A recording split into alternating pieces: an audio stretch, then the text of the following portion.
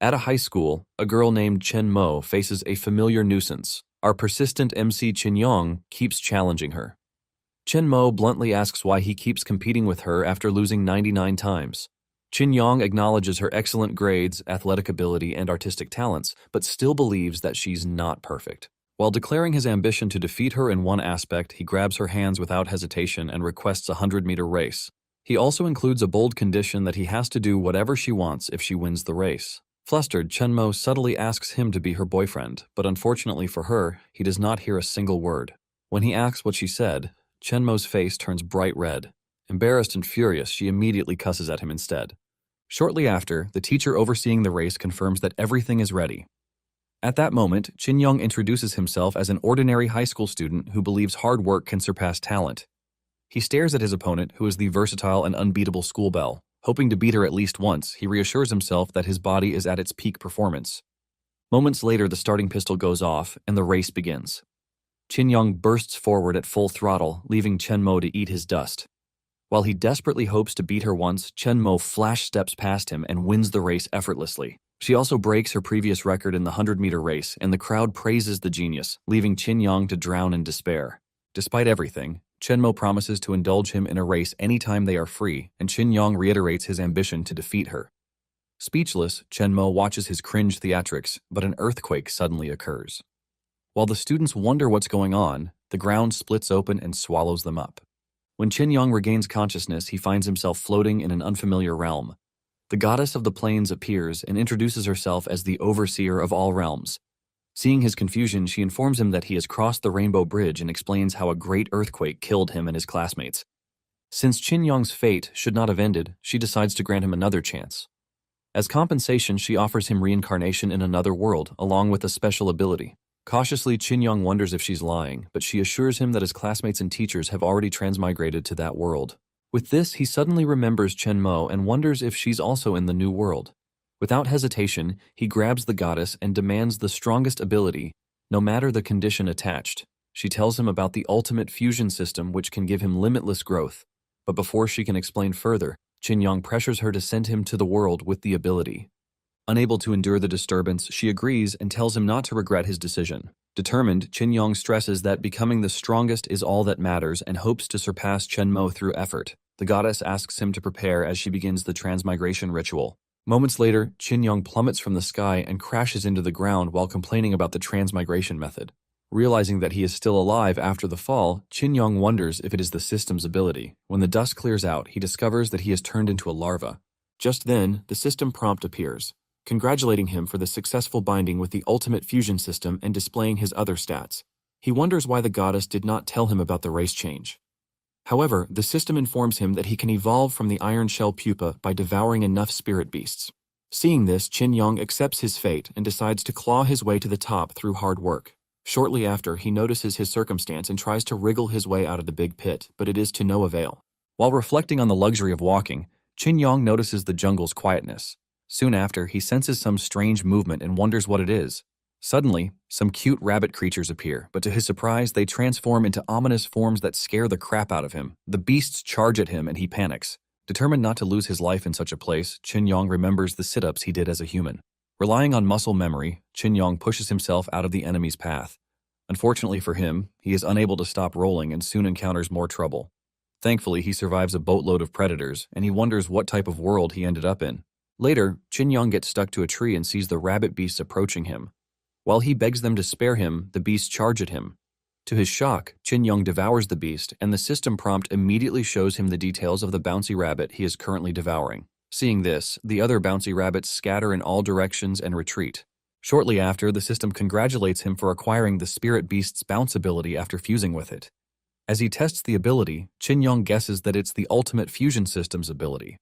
In addition, the system stores the devoured spirit beasts in another space it is connected to. It also explains how he will gain part of the prey's abilities after its complete digestion. With that information, Chen Yong goes rogue and begins to devour all the spirit beasts he sets his eyes upon. However, he keeps failing to devour some spirit beasts, and the system clarifies that he can only devour beasts weaker than himself. When Chen Yong tries to catch his breath after the consistent failure, a four-armed bear suddenly pulls up behind him and begins to chase after him. Moments later, Chen Yong jumps into a pit that the bear can't fit into, but it is deeper than he thought. Inside the pit, he sees another strange creature in shackles and turns to run from the scary Qilin beast. Surprisingly, the beast tells Chen Yong to stop, but Chen Yong is stunned that it can talk. The Qilin claims to be a divine beast and offers to give him a great fortune. Being distrustful, Chen Yong asks if it's trying to trick him, but he does not believe in deceiving juniors. The Qilin then directs Chen Yong to the treasure chamber, where he discovers a glowing ball of light. The Qilin asks him to swallow it to be reborn, and Chen Yong takes him up on the offer. Meanwhile, at the Spirit Beast sect, a sealing bead cracks and the Empress coughs up blood. The sect elders quickly come to check if she is okay, and she reveals that the trapped beast altar is in trouble. The elders of the Spirit Beast sect deliberate on the Empress's words and guess what might have gone wrong since the sealing bead cracked. After bickering back and forth about the divine beast's escape method and the huge problem it will cause, the Empress declares that it doesn't matter and decides to capture the Qilin beast a second time. She orders the elders to follow her to the beast confinement altar. Meanwhile, a cunning girl watches the Empress's antics from a safe spot and claims that she won't make it back. Meanwhile, as the Empress and her elders rush toward the confinement altar, a dagger aimed at the Empress suddenly appears, but an elder blocks it in time and demands the person's identity. Unfortunately for the elder, a white tiger comes from nowhere and sends him off to the afterlife. Seeing this, the Empress and elders are stunned. A demoness appears and mocks the so-called strength of the Spirit Beast sect. Furious, another elder tells the Empress to move ahead while he handles the enemy. Before they can escape, the white tiger attacks them again, but they all dodge it. Not taking the enemy lightly, the elder summons a sky-devouring silver wolf to confront the roaring tiger. Using this opening, the Empress and two elders quickly escape, leaving behind the elder holding the enemy at bay. Later, they reach the confinement altar and notice that the Qilin's aura is still inside the cave. Thereafter, the two elders begin to arrange how the Empress will sign a contract with the Qilin. Meanwhile, the Qilin continues urging Chen Yong to swallow the ball of light, but he suddenly feels something is off. Internally, Chen Yong wonders what the Qilin's ulterior motive is and guesses that it wants him to swallow the seal restraining the Qilin. Afterwards, Chen Yong leaves the treasure chamber and asks the system if he can devour restrained spirit beasts. The system affirms, and Chen Yong decides to swallow the Qilin. Following that, Chen Yong pounces on it, but the Qilin does not believe he can pull it off. To the Qilin's surprise, Chen Yong activates the devouring system and swallows it up. Chen Yong thanks his stars for the heaven-sent opportunity, but the system claims it's unable to digest the Qilin. After thinking deeply, he decides to try physical exercises that aid digestion, but the system explains why it is futile. Suddenly, Chen Yong begins to float, and he wonders if it's another reward from the system. Unfortunately for him, the Empress uses telekinetic ability to draw Chen Yong into the contract ritual she is performing. The excited elders praise the Empress for successfully making a contract with a Qilin. Unable to escape, the system informs him about the situation every step of the way.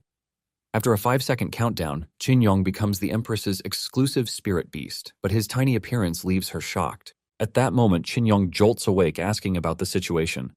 The system informs him about his new contract and that he is now the Empress's exclusive spirit beast.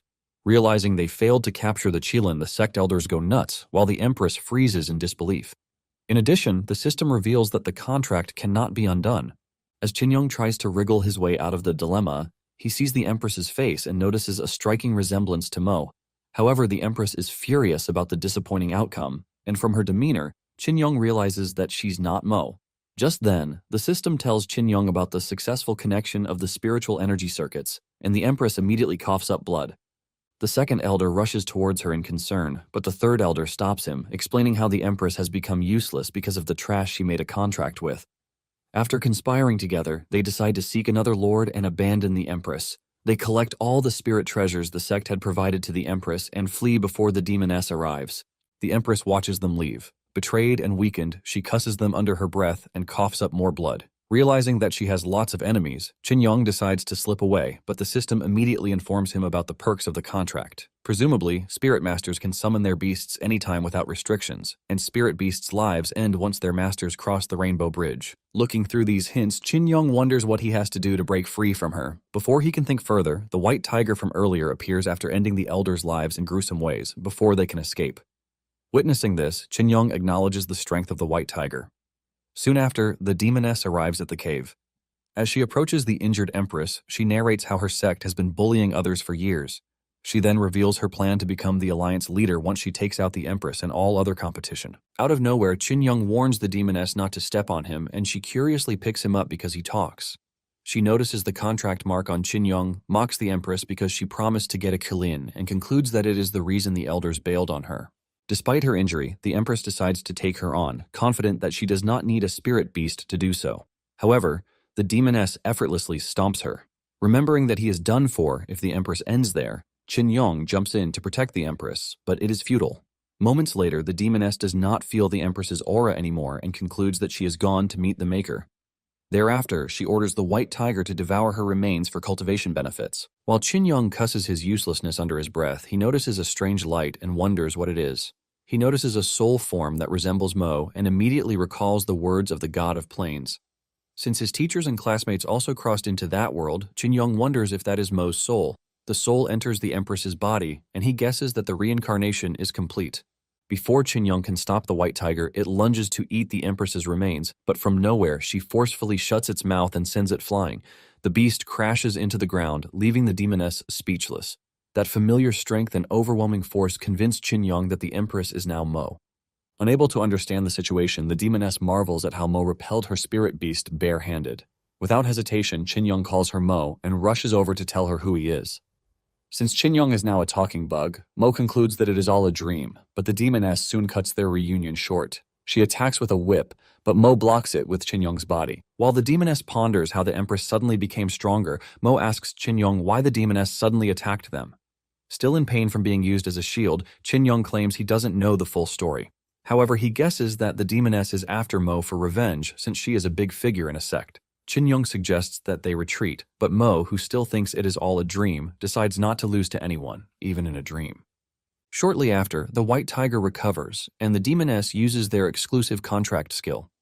The white tiger charges at them while shooting off thunderbolts. Mo dodges the enemy's attacks, and Chen Yong immediately asks the system about his combat skills since he is the Empress's contract beast. The system immediately replies that he also has a contract skill called armament fusion. In addition, the system explains how spirit beasts gain exclusive contract skills and then claims that his own can manifest the Empress's armor. With that, he orders the system to activate it, but Mo soon reaches a tight spot and the opponent launches a fierce thunder breath attack at her. The attack connects and an explosion ensues.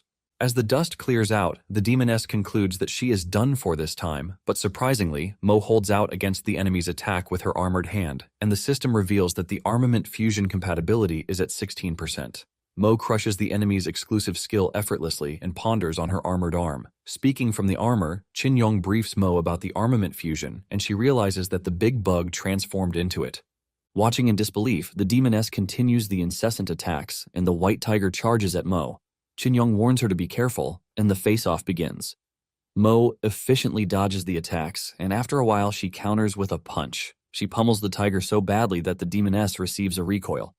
On the other hand, Chen Yong praises Mo's abilities and lists her martial arts-related achievements on Earth. As the demoness coughs up blood, confused about what's happening, Mo confronts her. Unable to accept her loss to a mere iron shell pupa and Mo, the demoness claims they were lucky. Without hesitation, she uses a blinding light to retreat and declares that the alliance will come for revenge. Chen Yong returns to his pupa form, furious about the demoness's escape, and Mo asks if he is really Chen Yong. Chen Yong tries to convince her of his identity and talks about the god that sent him to that world. Just then, Mo recalls when she requested the god to send her to Chen Yong's side. Thereafter, Chen Yong declares that he will surpass her soon as long as he devours enough beasts.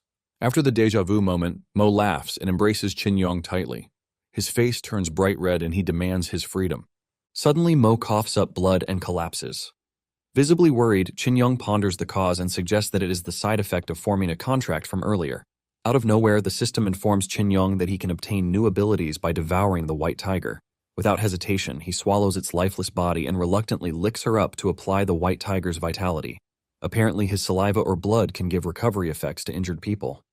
Moments later, Mo thanks Chen Yong and asks about their next destination, which he claims is the Spirit Beasts sect. Back at the Spirit Beasts sect, an injured elder arrives and informs everyone about the Empress's fall. The elders panic, but a shady lady appears, brushes aside their worries, and immediately takes over the position of the Empress. Later that day, Mo travels toward the Spirit Beast sect with Chen Yong resting in her arms. Along the way, she asks passers-by for directions. Some people panic at the sight of a talking bug, while others provide precise descriptions of the sect's location. During the journey, Mo praises Chen Yong for restoring not only her injured body but also her damaged clothes. Chen Yong explains how he luckily picked up the weaving skill earlier, which allows him to repair fabrics. After some time, the towering gates of the Spirit Beast sect come into view. As they approach the gates, they notice the visitors presenting tails of gold to congratulate the new Empress's enthronement. The guards receive the gifts and allow them to enter the sect.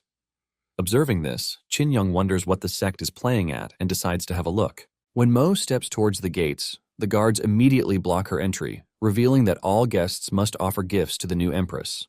Chen Yong boldly declares that Mo is the true Empress, and the guards immediately accuse them of impersonation. While they point their weapons at the supposed fugitives, the Grand Elder notices the ruckus and comes over to intervene. The guards quickly explain that the imposters are impersonating the Empress. The moment the Grand Elder sees Mo, he freezes in disbelief. Without hesitation, he drops to his knees and loudly announces the return of the true Empress. Shocked, the guards follow his lead and they immediately drop to their knees to pay respects to her. Once inside, the Grand Elder briefs Mo about the new Empress who usurped her position and seized control of the sect. Curious, Mo asks about his stance, and he reassures her not to worry, claiming he knows how to deal with them. He suggests moving to a more private location to discuss details, and he leads Mo to the forest area. Chen Yong feels uneasy about entering the woods and questions the Elder's intentions, but the Grand Elder ignores him. Suddenly, the Grand Elder casually remarks that she must have failed to obtain the Qilin as promised and wonders how she escaped from the demoness. When Chen Yong demands answers, the Grand Elder snaps his fingers. A black-footed red fox lurking in the woods emerges, and they soon realize that it is a trap. The red fox launches a burst of fire, but Mo swiftly dodges. Immediately after, a thorn armor beast, a hammer-wielding ape, and a windclaw hound leap out of the woods and lunge at them. The armament fusion activates, and the system reports that compatibility has risen to 20%. The armor forms around Mo's right arm, and she immediately runs riot. While she moves fluidly between enemies, the red fox releases another blazing breath attack. This time, Mo effortlessly blocks head-on with her armored arm and manipulates the massive fireball, redirecting it back toward the beasts. Stunned, the Grand Elder acknowledges the former Empress's ability to use such power with an iron-shelled pupa. That said, the Grand Elder still believes the sect needs someone who can subdue mighty beasts. Without hesitation, he makes a cut on his finger and uses the blood to activate the blood shackle beast trapping formation. The array traps Mo, and it knocks Chen Yong out cold. While Mo tries to wake Chen Yong, the Grand Elder explains how the sect can't be without the new Empress, even if she's ruthless. Armed sect members suddenly flood the area and surround Mo with hostile intent. The Grand Elder states that she should not have returned, and the sect members charge at Mo. With no weapon available, Mo silently apologizes to Chen Yong in her heart before gripping him firmly and using him as an improvised weapon. She swings him around and takes out the enemies efficiently.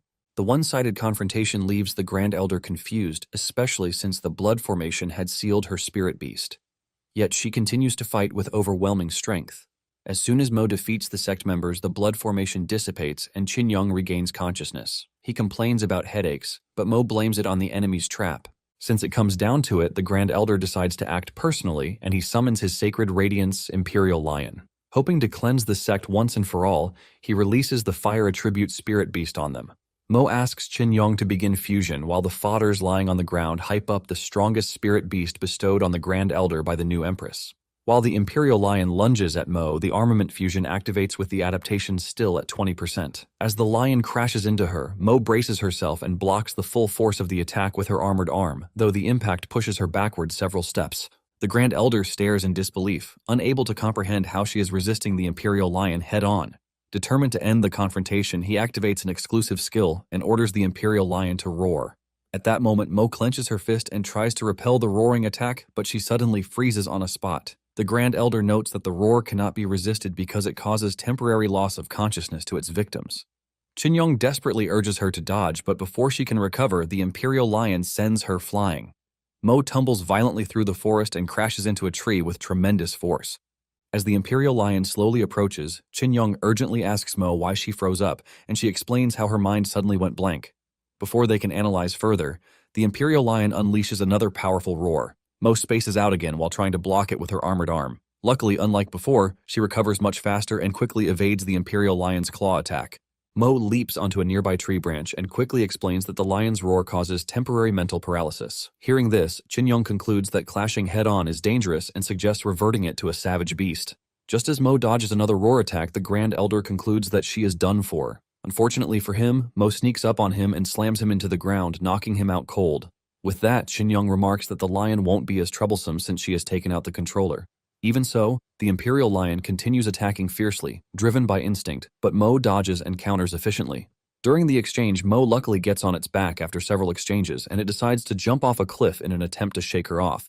Thankfully, Chen Yong warns Mo beforehand, and she lands safely, dodging everything the lion shoots at her. In that moment, she realizes that it has become stupid without the Grand Elder controlling it. After a prolonged exchange, Mo finally overpowers the Imperial Lion and defeats it. Just then, the injured Grand Elder staggers back into view only to witness the shocking scene. Mo calmly declares that she has defeated the Imperial Lion and gladly welcomes another challenge. The Grand Elder drops to his knees and explains the importance of the new Empress to the sect's foundation. He claims that everything he did was for the greater good of the sect. He admits he has no regrets and accepts death if she wishes to strike him down. However, he urges her to leave the sect permanently and never return. But Chen Yong is not interested in the crap he is spitting. Chen Yong asks Mo to end the Grand Elder, but Mo hesitates. She guesses that he was forced into it, but Chen Yong does not care because the Grand Elder did not hold back when he had the advantage. Since she does not want to strike him down, Chen Yong reverts to his pupa form and decides to do it himself. Meanwhile, at the Empress's palace, the new Empress of the Spirit Beast sect, Chuer, sits proudly on the throne as sect members bow and congratulate her on the ascension.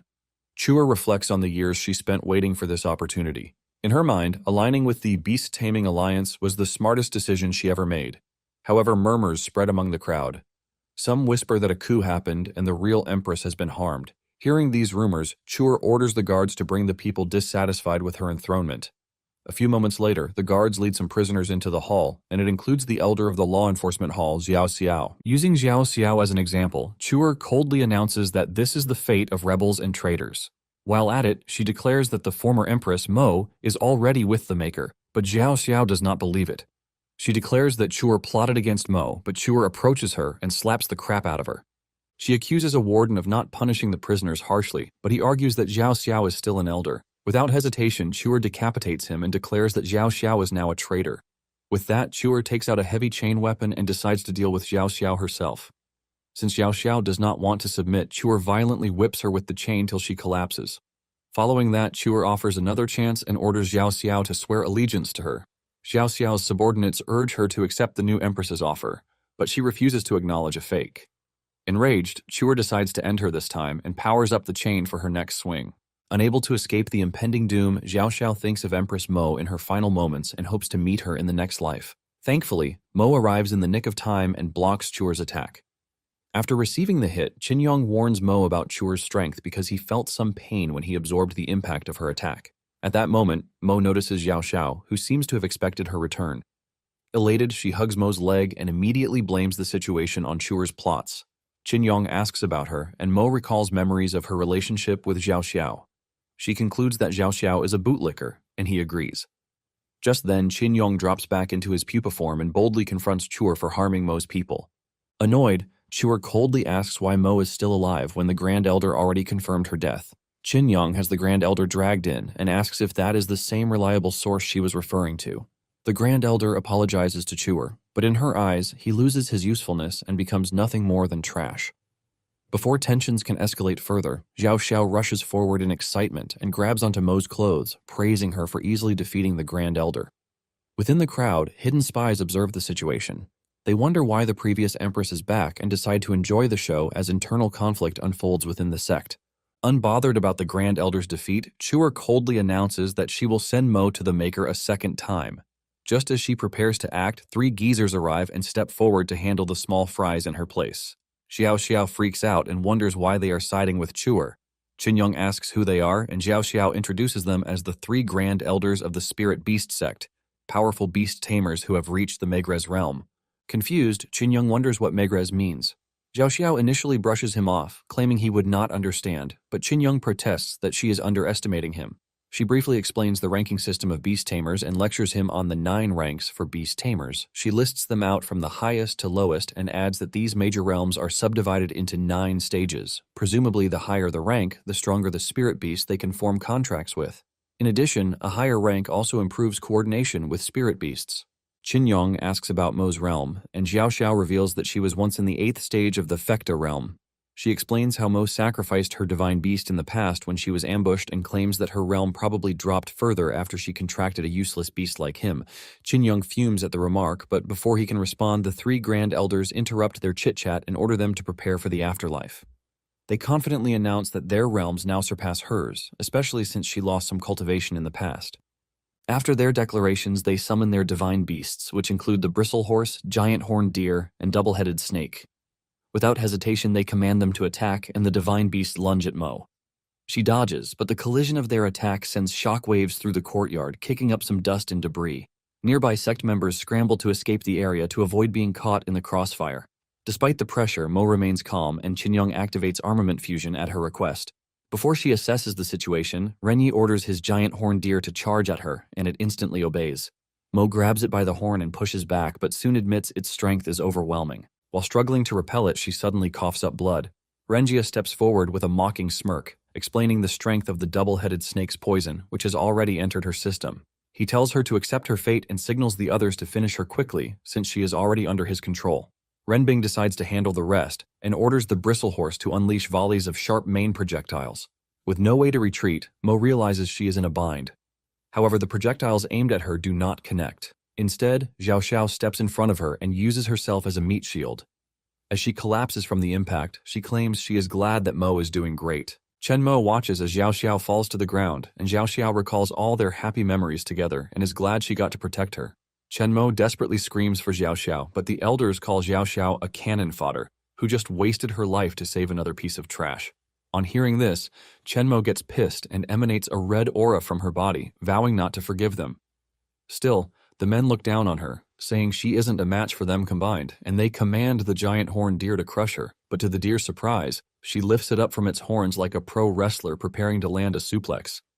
Shocked, having witnessed her overbearing strength despite being poisoned, they order the two-headed snake to swallow her whole, and as the snake charges at Chen Mo, she senses them coming and whacks the creature with the deer, creating a huge explosion that sends the geezers flying. Once the debris and dust clears, they rush to check their beasts and are shocked when they realize that she has killed the beasts with just her sheer force, so they find it unbelievable. The last of the elders who controls the bristle horse still thinks he's got the dog in him, so he belittles her and vows to send Chen Mo and Xiao Xiao to the underworld together. With that, he orders the horse to use its full power, and the creature unleashes its mane of 1,000 blades. Once Chen Yong sees what's coming, he screams and informs Chen Mo that he can't block the attack, so she quickly grabs Xiao Xiao and leaps out of the way. While she runs around evading the blades, Chen Yong asks the system for skills that can block the attack, and it informs him that the Emperor Lion digestion process, which is at 75%, will grant him a new skill once it reaches 80, so he wonders how much longer it will take. Chen Mo does a very good job while the system calms and assures Chen Yong that the skill will soon be ready. During that time, the elder commends them for their efforts but then calls it futile as he orders the horse to increase its firepower. The beast fires its mane harsher than before, and Chen Mo leaps on the wall and dashes around to avoid the spikes. Just then, the system informs Chen Yong that he has acquired the sacred Emperor Lion Roar Fist, so he tells Chen Mo to quickly use the skill. Seeing as the spikes home in on her, she clenches her fist and fires the Lion Fist roar at the horse, killing it in a single blow. The attack leaves the elder shocked after witnessing his proud beast lose to just one of Chen Mo's punches. The others realize that she has the first elder's spirit beast and wonders how, but the captured elder informs them that it's Chen Yong, the Iron Pupa's doing. Utterly disgusted and disappointed in the elders, Chuer calls them trash for failing to defeat Chen Mo, whom they labeled the Empress with ruined cultivation. Terrified, they beg her and ask for one more chance, vowing to kill Chen Mo, but the new Empress silences them with her words and chains. Then she states that trash should be treated like garbage and cleaned up together. With the heads of the elders laid bare on the floor, Chuer calls them a waste of time, and Chen Yong warns Chen Mo to be careful of Chuer because the killing intent coming from her is more intense than that of the elders. Realizing she'll have to handle Chen Mo and Chen Yong herself, Chuer summons a giant rock ape. The creature, so massive, has its opponent gazing up at it like it's a story building. When the clanmen see it, they are shocked, and they confess it's their first time, but some who have info on the beast note that it's from the depths of the secret realm, and they wonder why it's in the open.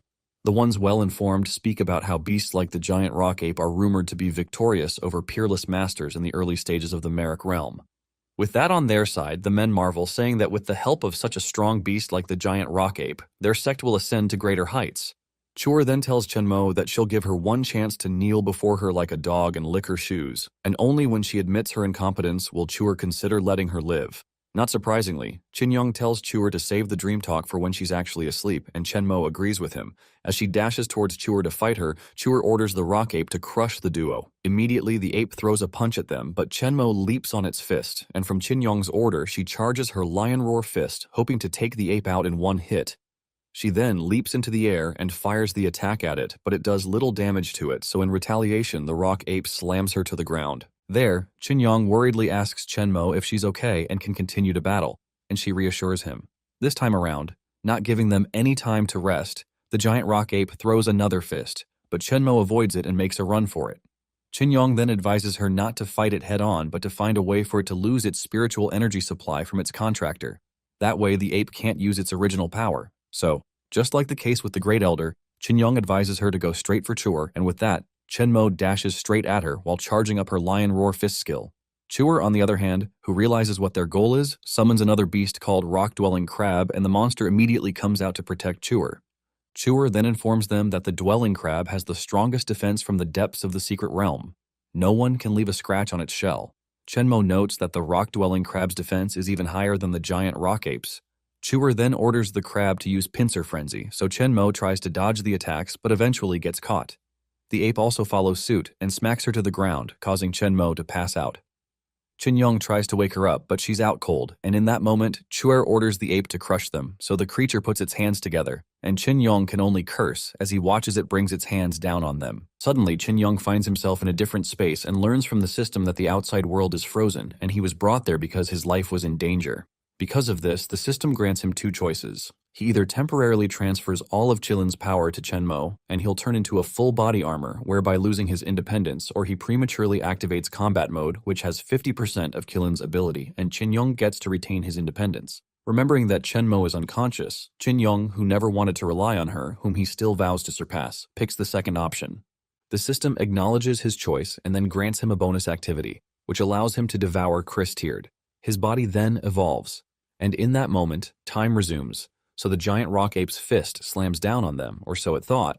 To its surprise, its fist is lifted, and Chen Yong yells at it not to think it can finish them off so easily.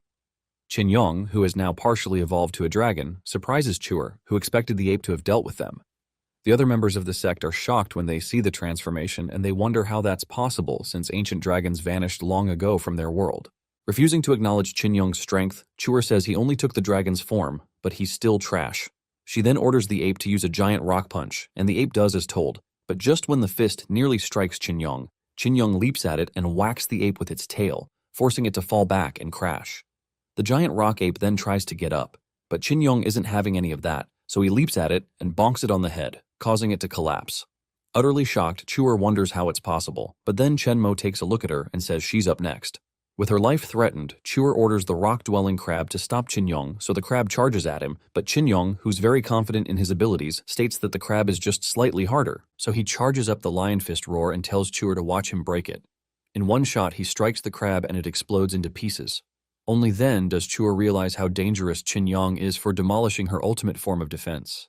Chen Yong then walks to her to settle scores, but she pulls out her trump card, which is telling him not to kill her, else he'll be targeted by the people from the Beast Taming Alliance and they'll hunt him down no matter where he hides.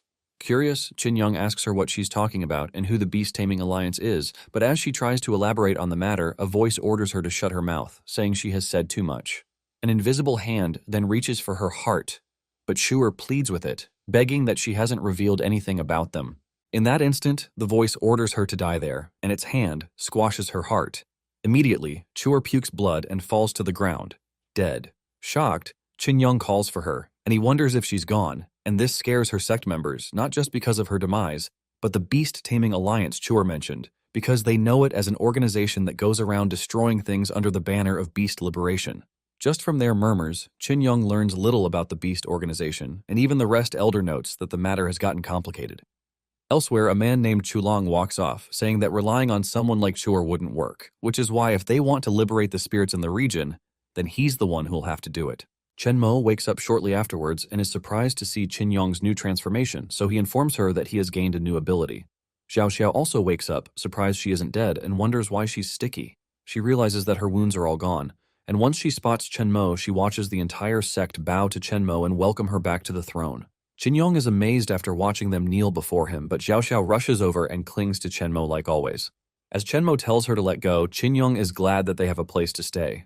Suddenly, everyone hears a scream coming from outside, so Chen Yong carries Chen Mo and goes outside with Xiao Xiao to check what's happening. To their surprise, they see that all the guards stationed outside are dead. Suddenly, a beast descends from the sky, but Chen Mo warns Chen Yong about it just in time, and thanks to that, they evade the spirit beast's attack just in time. Chen Yong looks up, wondering what kind of monster attacked them, but then Chulang shows up and applauds his reaction before stating that it's expected since every member of the 6 fearsome beasts is at least the metal realm or higher. Upon hearing him, Chen Yong realizes that Chulang was the one behind the incident, and Chulang tells him that since Chuer made a deal with their alliance leader, but after gaining power, she failed to take down the spirit beast sect for them. Not only that, but she also blabbered about their existence, so it was only natural for death to come her way. Once Chulang assures Chen Yong that he'll be joining Chuer soon, Chen Yong puts Chen Mo down and immediately leaps to attack Chulang, noting that he has to take out a powerful enemy while off guard. Then he fires his dragon roar at him, but then realizes that Chulang is no longer there. Right above Chen Yong, the spirit wolf appears and smacks him to the ground, causing Chen Mo to worry. As Chen Yong reassures her that everything is fine, Chulang, who appears on top of building, takes a look at Chen Yong and says Chen Yong was the one who defeated a powerful member like Yi Qing. So he expected him to be very strong, but seeing how Chen Yong got folded shows he's weak. With that, Chulang snaps his fingers and orders the Shadow Wolf to finish Chen Yong off, and the Shadow Wolf roars before charging right at Chen Yong. Chen Yong dodges the first attack, but doesn't do anything about the follow-up. The Shadow Wolf then pins him to the ground, and Chen Yong admits that not only is the monster so strong, but its movements are hard to predict. But with the creature close to him, Chen Yong seizes his chance, saying he doesn't care what kind of spirit beast the Shadow Wolf is, and he orders it to die. Chen Yong releases his lion dragon roar right into the wolf's face, and the attack clears the sky. Xiao Xiao and Chen Mo are impressed by Chen Yong's strength, and Chen Yong takes it that he has dealt with the monster. Unfortunately for him, the Shadow Wolf appears right beside him, and before Chen Yong can react, it grabs him and slams him into the ground. Chulang then mocks Chen Yong, and it makes Chen Mo worried about him due to the Shadow Wolf's strength. Still, Chen Yong staggers to his feet and curses Chulang, who is impressed at Chen Yong's determination, so he orders the Shadow Wolf to use Shadow Impact. Immediately, the beast roars and lunges at Chen Yong, but Chen Yong avoids it, noting that he can't face the wolf head-on, so he must find its weak point. Chulang then surprises Chen Yong by revealing that the wolf wasn't done with its attack. Immediately, the Shadow Wolf grabs Chen Yong's tail and slams him about, but Chen Yong, who is unrelentless, grabs a hold of the wolf and says he has finally caught it. He notes that since the wolf always solidifies when it attacks, so as long as the wolf is attacking, then he can counterattack. In that instant, while still latching onto the wolf, Chen Yong fires his lion's roar shockwave at it. Once he sees that the wolf has disappeared, he wonders if his attack had connected, but then the wolf manifests nearby, and Chulang speaks about how ridiculous it was for Chen Yong to have found out the spirit wolf's weakness, so Chulang orders the Shadow Wolf to use the instant kill clone formation to restrain Chen Yong. Just as ordered, the beast opens many portals around Chen Yong and attacks him in all directions, giving him no chance at all to counterattack. Worried, Chen Mo tries rushing in to save him, but Xiao Xiao pulls her back and warns her not to go else she'd be caught in the crossfire, so she calls it suicidal and then suggests they flee, but Chen Mo disagrees. Chen Yong, on the other hand, tries to protect himself from the barrages, but then the system warns him that he doesn't have enough spiritual energy, so his partial dragon transformation will be cancelled in a minute. Chen Yong notes that he has to break free as soon as possible, but just then Chen Mo dashes towards him but is knocked back by the Shadow Wolf. Chulang laughs at her, calling her sentimental, but then asks her to hand over the Spirit Beast sect and work for him, otherwise he'll keep torturing Chen Yong till he dies. So he tells her to think fast about it. Chen Mo grits her teeth in anger, but Chen Yong tells her not to agree with the terms, because he'll find a way to beat Chulang. Also, Chulang doesn't dare kill him. Chulang then yells at him to stop acting tough, then orders the Shadow Wolf to crush Chen Yong's head. The beast immediately leaps at Chen Yong, and Chen Yong sees it as his chance to counterattack, so he charges his foot and clashes right on with the wolf. The impact scatters nearly everywhere and sends Chen Mo flying. Chen Mo then worriedly calls out to him after seeing the effect of their bout, but then Chen Yong reveals he's okay. Chulang, who isn't pleased, scoffs at Chen Yong for escaping the instant kill move, but then claims that Chen Yong can't scratch him. Chen Yong then laughs at him and says he shouldn't get cocky. And that's when Chulang sees the rock ape's corpse and realizes who defeated the beast. He immediately commands the Shadow Wolf to kill Chen Yong, but Chen Yong activates the Devour system and instantly consumes the rock ape. The Spirit Wolf then attacks Chen Yong, and the ladies worry about him, but then the debris clears, revealing Chen Yong has activated the rock ape's skin hardening technique. Chulong immediately orders the shadow wolf to bite Chen Yong's throat, and as the monster attacks him, it loses some of its teeth, so Chen Yong uses that chance to smack the wolf backwards.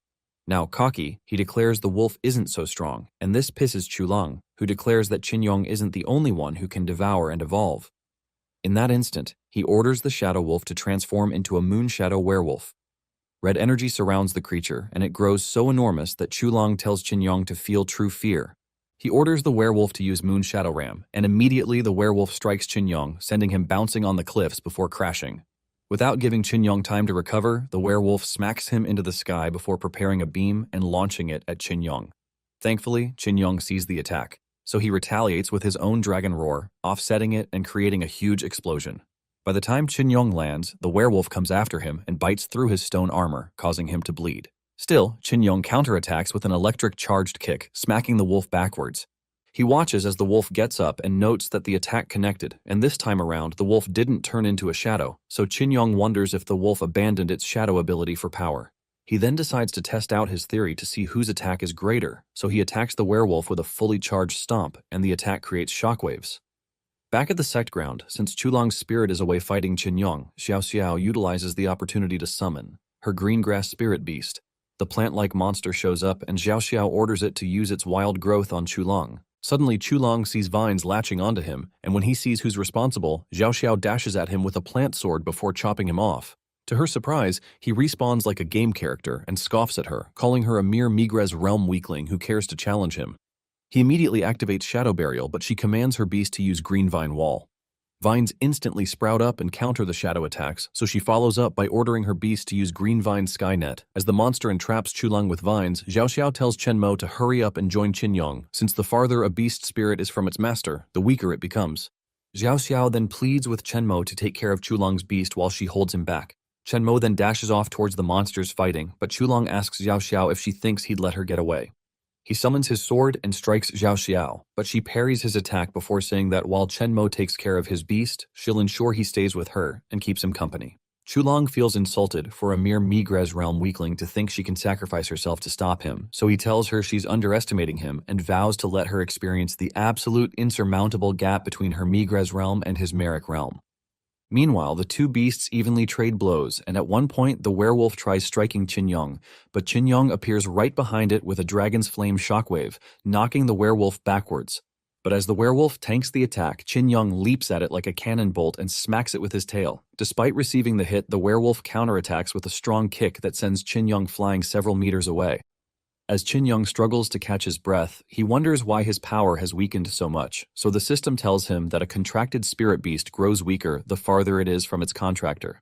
Shocked to hear such news, Chen Yong yells at the system for not telling him sooner, but it responds, saying Chen Yong didn't ask. While Chen Yong vents his frustration, Chen Mo tries calling out to him and he hears her voice in his head. She tells him that Chulong is being held up by Xiao Xiao while she's on her way to him, and immediately she gets there, they'll take out the werewolf in one go. Chen Yong sees that the beast is ready to fight, and he tells Chen Mo not to show up yet. She wonders why, but then she tells him that she's already there. In that instant, the werewolf vanishes from Chen Yong's view and lunges itself straight at Chen Mo. It crashes so hard that it causes an explosion, but when the debris clears, it sees that Chen Yong had shown up and taken the attack straight to the chest. Chen Yong grabs the werewolf by the hand before using his tail to whack it off balance, sending it crashing into the valley. The piercing attack Chen Yong took earlier to save Chen Mo causes him to bleed, so he falls to the ground, and the system warns him that he is in danger of dying due to suffering from excessive blood loss.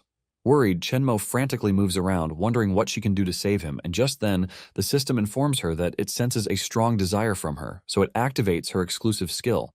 A message then pops up with a choice for her to activate the soul contract. Barely conscious, Chen Yong hears her mention the soul contract and then recalls getting a special skill when he transmigrated to this world. Immediately, Chen Mo accepts the offer, saying she'll do anything to save Chen Yong, and once the system confirms her choice, it activates her new ability. In that instant, a powerful energy erupts from her and fuses into him. Chen Yong is brimming with power, and Chen Mo tells him that she has used the soul contract to fuse with him, boosting his abilities by more than double, but it'll last for 30 seconds, so he should end the fight within 30 seconds. Chen Yong says that with this current power, 30 seconds is more than enough for him to win. The werewolf then fires its Moon Shadow destruction cannon at Chen Yong, but Chen Yong says it's useless because none of its moves will work on him now. He deflects the cannon and the werewolf immediately makes clones of itself and charges right at Chen Yong. Chen Yong reads its move, saying it's too slow, and then pounces on the original werewolf, saying he can see which one is the real one at a glance. He pins it to the ground and says a Merrick Realm spirit beast isn't all that great. Chen Yong creates a very huge attack and then fires the Crimson Lotus Breath, which disintegrates the shadow beast into nothingness. Seeing that there are no remains, Chen Yong says there's nothing for him to devour. The time of the soul contract duration ends, and Chen Yong and Chen Mo return to their normal forms. Chen Yong then tells Chen Mo that it's time for them to go back and beat the heck out of Chulang, and Chen Mo agrees. Outside the beast sect, Xiao Xiao holds off Chulang, and she curses at his overbearing strength for still being so strong despite expending so much energy. He fires Shadow Burial, a multi-type attack that flies straight at Xiao Xiao, but she summons vine walls to block the attacks. She then creates sunflowers and rains down beams of light at him, but Chulang evades the rays. While he avoids the attacks, Xiao Xiao summons vines to crush him, but Chulang cuts through them like pickles and tells her it's no use. He then leaps at her and activates the shadow-devouring wave. Sensing the strong attack, Xiao Xiao creates multiple green vine walls to block it, but then the attack cuts through the walls, and she realizes a bit too late that she can't stop it. She gets struck by it and survives, and this pisses Chulang off for not killing her in one hit. Suddenly he senses a different aura and realizes that the Moon Shadow Werewolf has been defeated, so he plans to head over to Chen Yong and Chen Mo to kill them while they are off guard. There, Xiao Xiao recalls how Chen Mo looked for her when they were little and found her sobbing at the foot of a pond. Back then, Xiao Xiao had run off in the middle of her training. So Chen Mo worriedly looked for her, and having found her, Xiao Xiao self-loathed and yelled at Chen Mo to leave her alone because she couldn't beat anyone. Chen Mo then asked her why she always wanted to compete with others in terms of strength.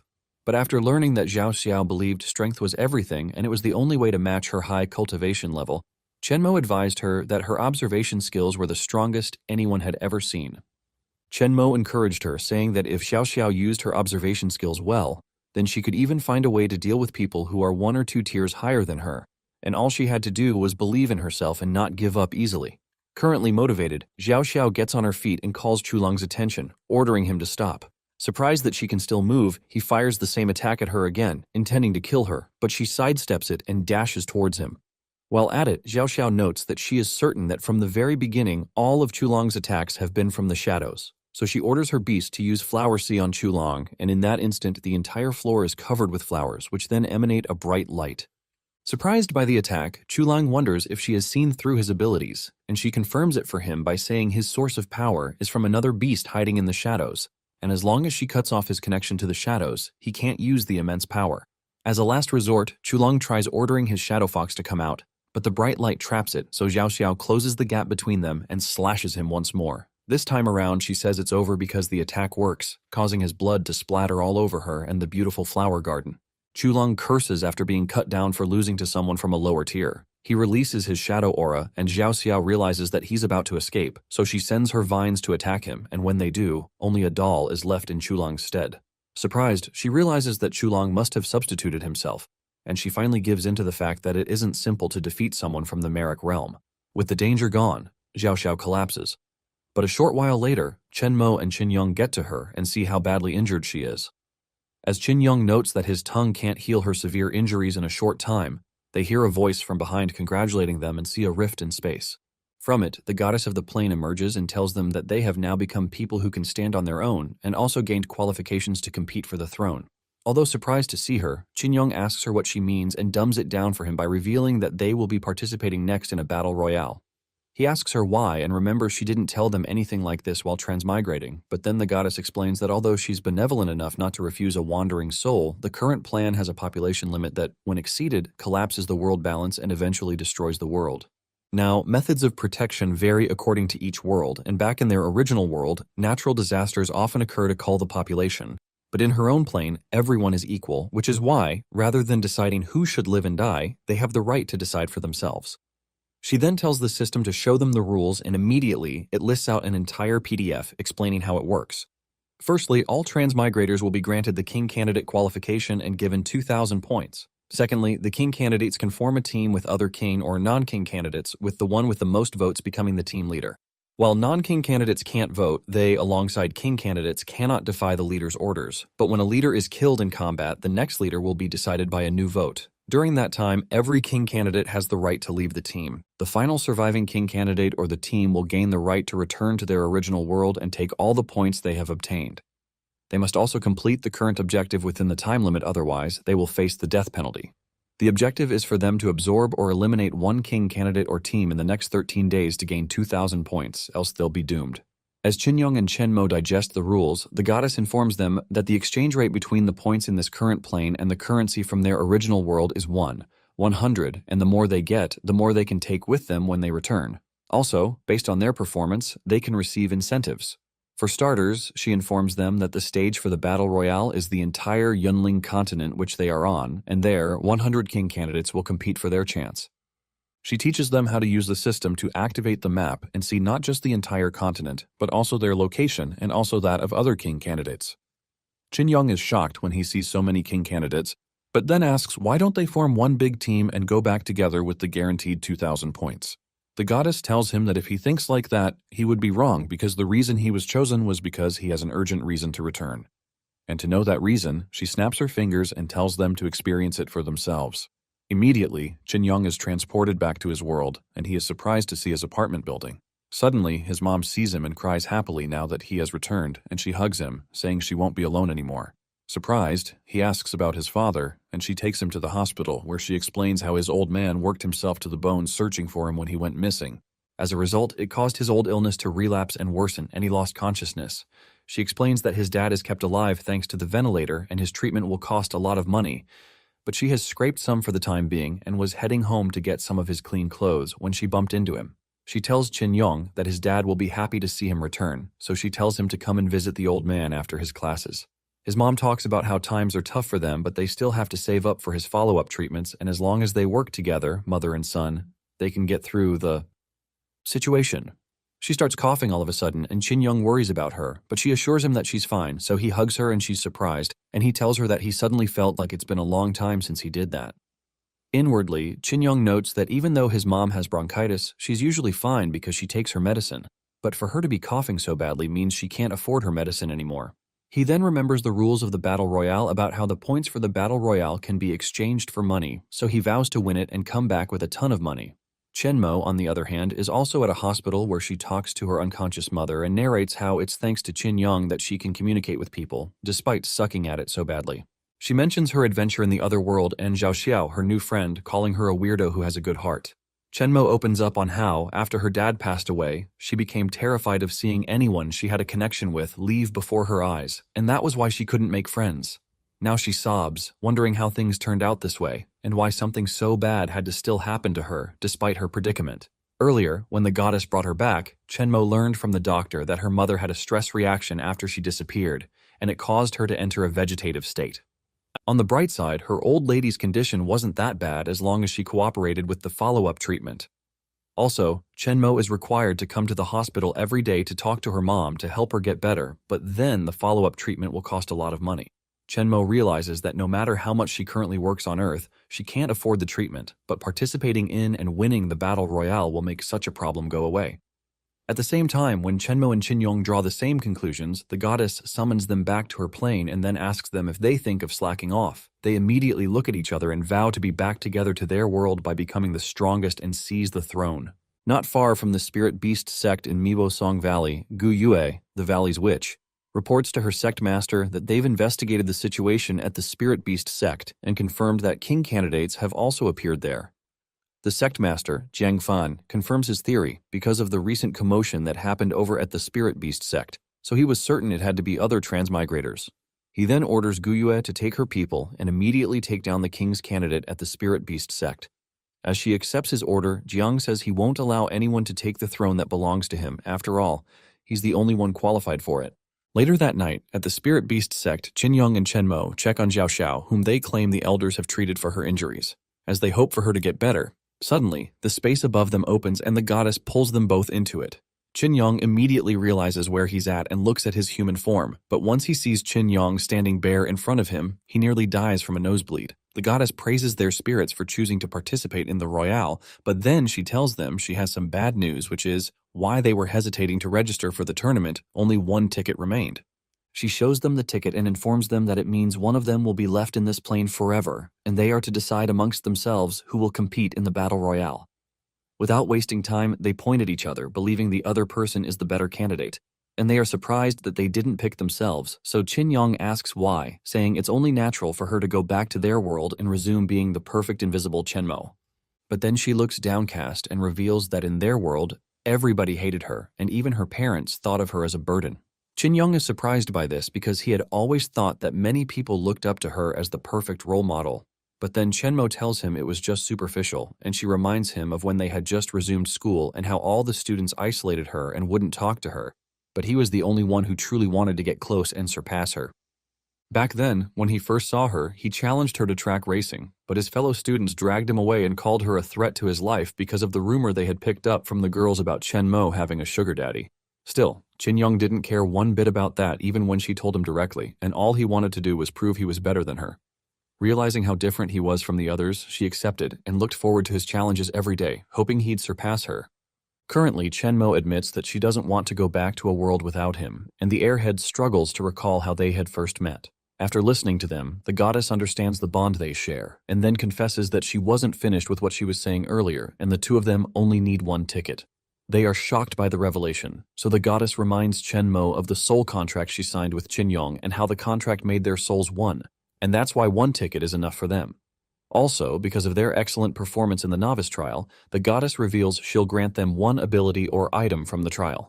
Dumbfounded, Chen Yong asks her what she means by the novice trial, and the goddess explains that the trial is used to get them familiar with the current world, and only by passing can they enter the main map and participate in the next game. Utterly shocked, Chen Yong asks if everything they had been doing was fake, but the goddess corrects him by revealing that she did give them beginner's protection. If not, they wouldn't have been capable of defeating a powerful beast without it. Chen Mo then tells Chen Yong that they'll need to think carefully and choose a powerful skill for the goddess to grant them, so she asks him which one they should pick. Chen Yong thinks about it briefly, then suggests they take Xiao Xiao. Shocked by his decision, Chen Mo asks him why he picked her. After all, an ability would be more advantageous for the battle royale. Instead, Chen Yong tells her that they can always gain more abilities by devouring other spirit beasts, but a loyal partner is hard to come by. The goddess then asks him if he's sure he wants to take Xiao Xiao, and once Chen Yong confirms his choice, she fulfills his wish before telling him that she looks forward to his future performance. By the time Chen Yong opens his eyes, he's back in the spirit beast sect and held tightly by Chen Mo. She sees he's awake and gladly tells him they have to do their best together from that moment onwards. He gets embarrassed and reminds her that she has forgotten something, and it's Xiao Xiao who is still injured, so he says that if they don't save her, they'll have a wasted reward. Curious, she asks him if he has a way to heal her, and he tells her that since they are still in the novice mission, he feels his own abilities have gotten stronger after devouring the giant rock ape. He licks his lips, saying her injuries look like it will require a more thorough and deeper treatment. Coincidentally, Xiao Xiao opens her eyes and she sees Chen Yong flailing his tongue close to her as he prepares to treat her, but the sight of it scares her, so she screams so loudly that the guards hear her. Shortly afterwards, Chen Mo asks Chen Yong if he's done healing Xiao Xiao, but Chen Yong, who got slapped by Xiao Xiao, informs her that once the saliva on her body dries, Xiao Xiao will be fine. Xiao Xiao curses him, but Chen Yong tells Chen Mo how energetic Xiao Xiao looks. Scarred by what she had to go through, she leaps into Chen Mo's hands and asks her to discipline Chen Yong, whom she refers to as a shameless insect. Insulted, he yells at her that he did what he had to do to save her, but then she doesn't believe him. Instead, she takes it as the heavens moved by her devotion to Chen Mo, and at this point, Chen Yong realizes that she's beyond saving. Suddenly, the goddess of the plain announces to the king's candidates that the beginner's trial is about to end and all their previously acquired abilities will be reset and erased. Chen Yong and Chen Mo are surprised, and they watch as the king's contention system is loaded completely. The goddess then pops out to explain the rules to them, and Chen Yong is frustrated, so he asks her if their lives are just a game to her. She goes straight to the point by telling him it's best he knows the rules, and she reveals they will now enter the true other world. In this world, each cultivator may possess only one spirit beast, and the beast's level is bound to its master. As she tells them that the level ranges from 1 to 100, Chen Yong asks her why the people from the Beast Alliance can use multiple spirit beasts, but then she tells him it's for him to discover on the world map himself. She continues with the rules, saying that when both Master and Beast level up enough, they unlock new skills, and might even evolve into new forms. She informs them that spirit beasts also have unique attributes, which is why some restrain others, while others complement, so she tells them to coordinate and counter properly in battle. Another thing is that every king's candidate gets a system map that shows major locations of the world. When candidates are close, they'll get a proximity alert, but not an exact identity. Candidates can form a team of up to 5 members, and it's best they ensure their beast's attributes complement and counter well. Chen Yong looks at Xiao Xiao and says picking her was the right call for such a team game. Confused, she asks him who he's talking to, so he tells her they are about to enter a very dangerous trial and if she'd like to tag along. She makes faces at him in response, asking him why she'd like to follow, but when he tells her that Chen Mo wants her to join them, Xiao Xiao immediately changes stance in support. The goddess then informs them that to prevent the players from slacking off, the world map boundary will continuously shrink, and anyone outside it will be attacked by endless beast hordes. Shocked, Chen Yong and Chen Mo check the map to see how far they are from the boundary, and to their surprise, they realize that they are outside the boundary's circle, which means they can get attacked by monsters at any moment. After discovering that they are in trouble, Chen Mo grabs Chen Yong and Xiao Xiao, who complain due to having no time to dress up. Within minutes, the trio storms out of the sect and they run into the Great Elder alongside the sect men who wonder where they are headed. The Great Elder, who realizes that they are about to leave, tries persuading Chen Mo to stay behind and lead them, but she throws him the sect master's ring of the Spirit Beast sect, and Chen Yong informs them that he'll be traveling with Chen Mo, which is why from that moment onwards, the Great Elder shall be their next sect master. Shocked, the old man disagrees and insists that Chen Mo is the only one who can bring their sect to glory. As they plead with Chen Mo not to leave them, the king's candidates are informed that the battle royal has begun, hence all their candidates' levels are reset to 1. Then, from the map, they learn that an unidentified beast tide is approaching, so Chen Yong yells at the sect members to obey his final order, and as they run off, Chen Mo tells them they have urgent business to deal with, so they should continue the coronation for the new emperor. As much as the Great Elder calls for them to wait, the trio leaves them to eat their dust. As they head towards the barrier, Xiao Xiao asks why they are leaving in such a hurry, so Chen Mo explains to her that there's a beast tide coming. As she wonders if the beast tide nearby won't attack the Spirit Beast sect, the system informs them that beast tides only target king's candidates participating in the war, and once Chen Yong learns of this, he praises the goddess's culling game. Chen Mo then asks Chen Yong how far away they are from the beast tide, and when he checks the map, he learns they are less than 300 meters away. They continue running and are worried, but then Chen Yong sees the monster is catching up to them, and within a few seconds, the beast tide overlaps with them. At that point, they stop and check their environment, but do not see any monster around, so Xiao Xiao asks Chen Yong if he made a mistake, and he hopes he did. Suddenly a rabbit appears, so Xiao Xiao walks towards it and laughs, saying they are afraid of the bunny. Chen Yong, who has had his fair share of the monster, yells at Xiao Xiao not to approach the rabbit, but to run. She looks at him as if he's tripping and calls Chen Yong a coward for being terrified of it, but he informs her that the bunny isn't ordinary, but a bouncy rabbit. Immediately, the bouncy rabbit, which is many levels above them, opens its monstrous mouth and nearly devours Xiao Xiao. She immediately bolts for it and joins the others who are being chased by the rabbit. While at it, Chen Yong insults her for not knowing how dangerous the bouncy rabbit is, despite all her time in the Spirit Beast sect. As a rebuttal, Xiao Xiao says she has been training in the sect since childhood, and it isn't her fault she doesn't know about the weird beasts from outside. Just then, the bouncy rabbit king spits out lots of mini rabbits who chase after the trio, so Chen Yong leaps off Chen Mo and says it's time for him to step in. He inhales and prepares to fire the sacred Emperor Lion Roar, but to his surprise he burps, and that's when he remembers that his skills have been reset, and in such a state, even the weakest bouncy rabbit can devour him. Within seconds, the mini rabbits pounce on him and start chewing him. Luckily, Chen Mo rushes in and swats them off like flies to protect her beloved Chen Yong. After getting rescued, Chen Yong asks the system to know the skills they can use, and after examining his profile, he learns that they can still fuse, so he tells Chen Mo to fuse with him and defeat the bunnies. She immediately activates the skill and starts squashing the bunnies, but due to their overwhelming size, the duo nearly gets jumped, but thanks to Xiao Xiao, who activates her Spirit Beast's plant skill, a plant wall erupts, blocking the rabbits from munching on them.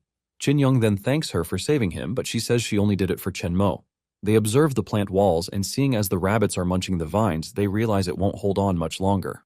Frustrated, Chen Yong notes that they'll die of exhaustion if they don't end things there, which is why they need to finish the bunnies fast. Xiao Xiao, who is worried about their situation, asks how they plan to defeat the bunnies, and Chen Yong tells her that they simply need to defeat the king. Just then, the rabbits bite through the walls and start pouring down, but then Chen Mo leaps into their midst and goes further back. As they kill the bunnies charging at them, Chen Yong informs Xiao Xiao that he and Chen Mo will attack the Rabbit King, and all Xiao Xiao has to do is open a path with her Spirit Beast's skill. Xiao Xiao gets defensive and yells at Chen Yong not to order her about and swears to make him pay if anything happens to Chen Mo. She immediately uses her vines to kill all the bunnies charging at them, and Chen Mo leaps from tree to tree till she lands a dropkick on the Rabbit King. It tries to attack her, but she avoids it and lands a charged fist, sending the Rabbit King crashing into a tree, killing it in one blow. With it dead, Chen Yong goes to consume it right away. And after that, he spits out the crown before asking the mini rabbits if they want to continue fighting. Terrified of his new strength, they scram, and the system raises Chen Mo and Chen Yong's level from 1 to 3. But as Chen Yong marvels at their achievement, Xiao Xiao rushes back to them and tells them it's not the time to celebrate because they are surrounded by a beast tide. Xiao Xiao exclaims, believing they are cooked, but then Chen Yong tells her not to give up, and it surprises her, so she asks him if he has a way. He then tells them to hold on to him since it's time to test the skill he got from devouring the Rabbit King. Xiao Xiao, who isn't sure if he's got what it takes, latches onto him nevertheless, and when she sees the monsters closing in on them, she yells at him to get them out of there, so he compresses his tail and then leaps very high into the sky. Even though they had avoided the monsters, they have a new problem, which is how to survive from the free fall after reaching the maximum height. Xiao Xiao worriedly asks Chen Yong if they are going to fall to their death, and he tells her he doesn't know. After all, he never intended to jump that far. Scared to death, Xiao Xiao summons her spirit beast and orders it to use Flower Sea. The beast immediately grows vines and flowers to cover the entire ground, and they fall into it. Chen Yong crashes headfirst into the Flower Sea, and he's glad that he survived, but then Xiao Xiao calls out to him to get them out of the new mess they are in. He turns around and sees them tangled in strange positions, and the sight nearly knocks the air out of his lungs. After regaining his senses, Chen Yong calls Xiao Xiao unbelievable for getting trapped in her own ability, but then she blames him for being the very cause, so she yells at him to get them down. He looks at her like a finished person, then leaps to bite off the vines, tying them up. Within seconds, he sets them free, but Xiao Xiao face plants on the ground, so she curses Chen Yong, unlike Chen Mo, who lands gracefully. Chen Yong then asks where they are, and Chen Mo confirms they are inside the borders. Suddenly, the entire area inside and outside the map is covered by dense fog. Xiao Xiao quickly calls on Chen Mo, saying it's best they leave right away, but Chen Yong disagrees by informing her that with the forest being so foggy, there are a lot of unknown dangers, so acting rashly is just like asking for death. Still, Xiao Xiao tells him it's better that way than waiting to die, but Chen Yong shushes her and says he's trying to think of a solution. He then concludes that since they leveled up twice after defeating the bouncy Rabbit King, they should put all the attribute points they got from leveling up into defense. This shocks Chen Mo, who always knew him as the type who wants to gain power and get stronger, so she asks him why, but then he tells her that their enemy is hidden while they are exposed. Hence, having a higher defense is the best way to protect themselves and to counterattack. Realizing Chen Yong is switching stance to protect her, Chen Mo blushes hard while noting that Chen Yong is willing to give up a ton of his obsession for her sake. The weirdo, on the other hand, tells the system to put all the attribute points they've gained into defense, and the system increases Chen Yong's defense by a lot. Right after, Chen Yong spots a figure moving through the trees, and once it leaps at Chen Mo, he pushes her away from danger, but he gets struck in the process.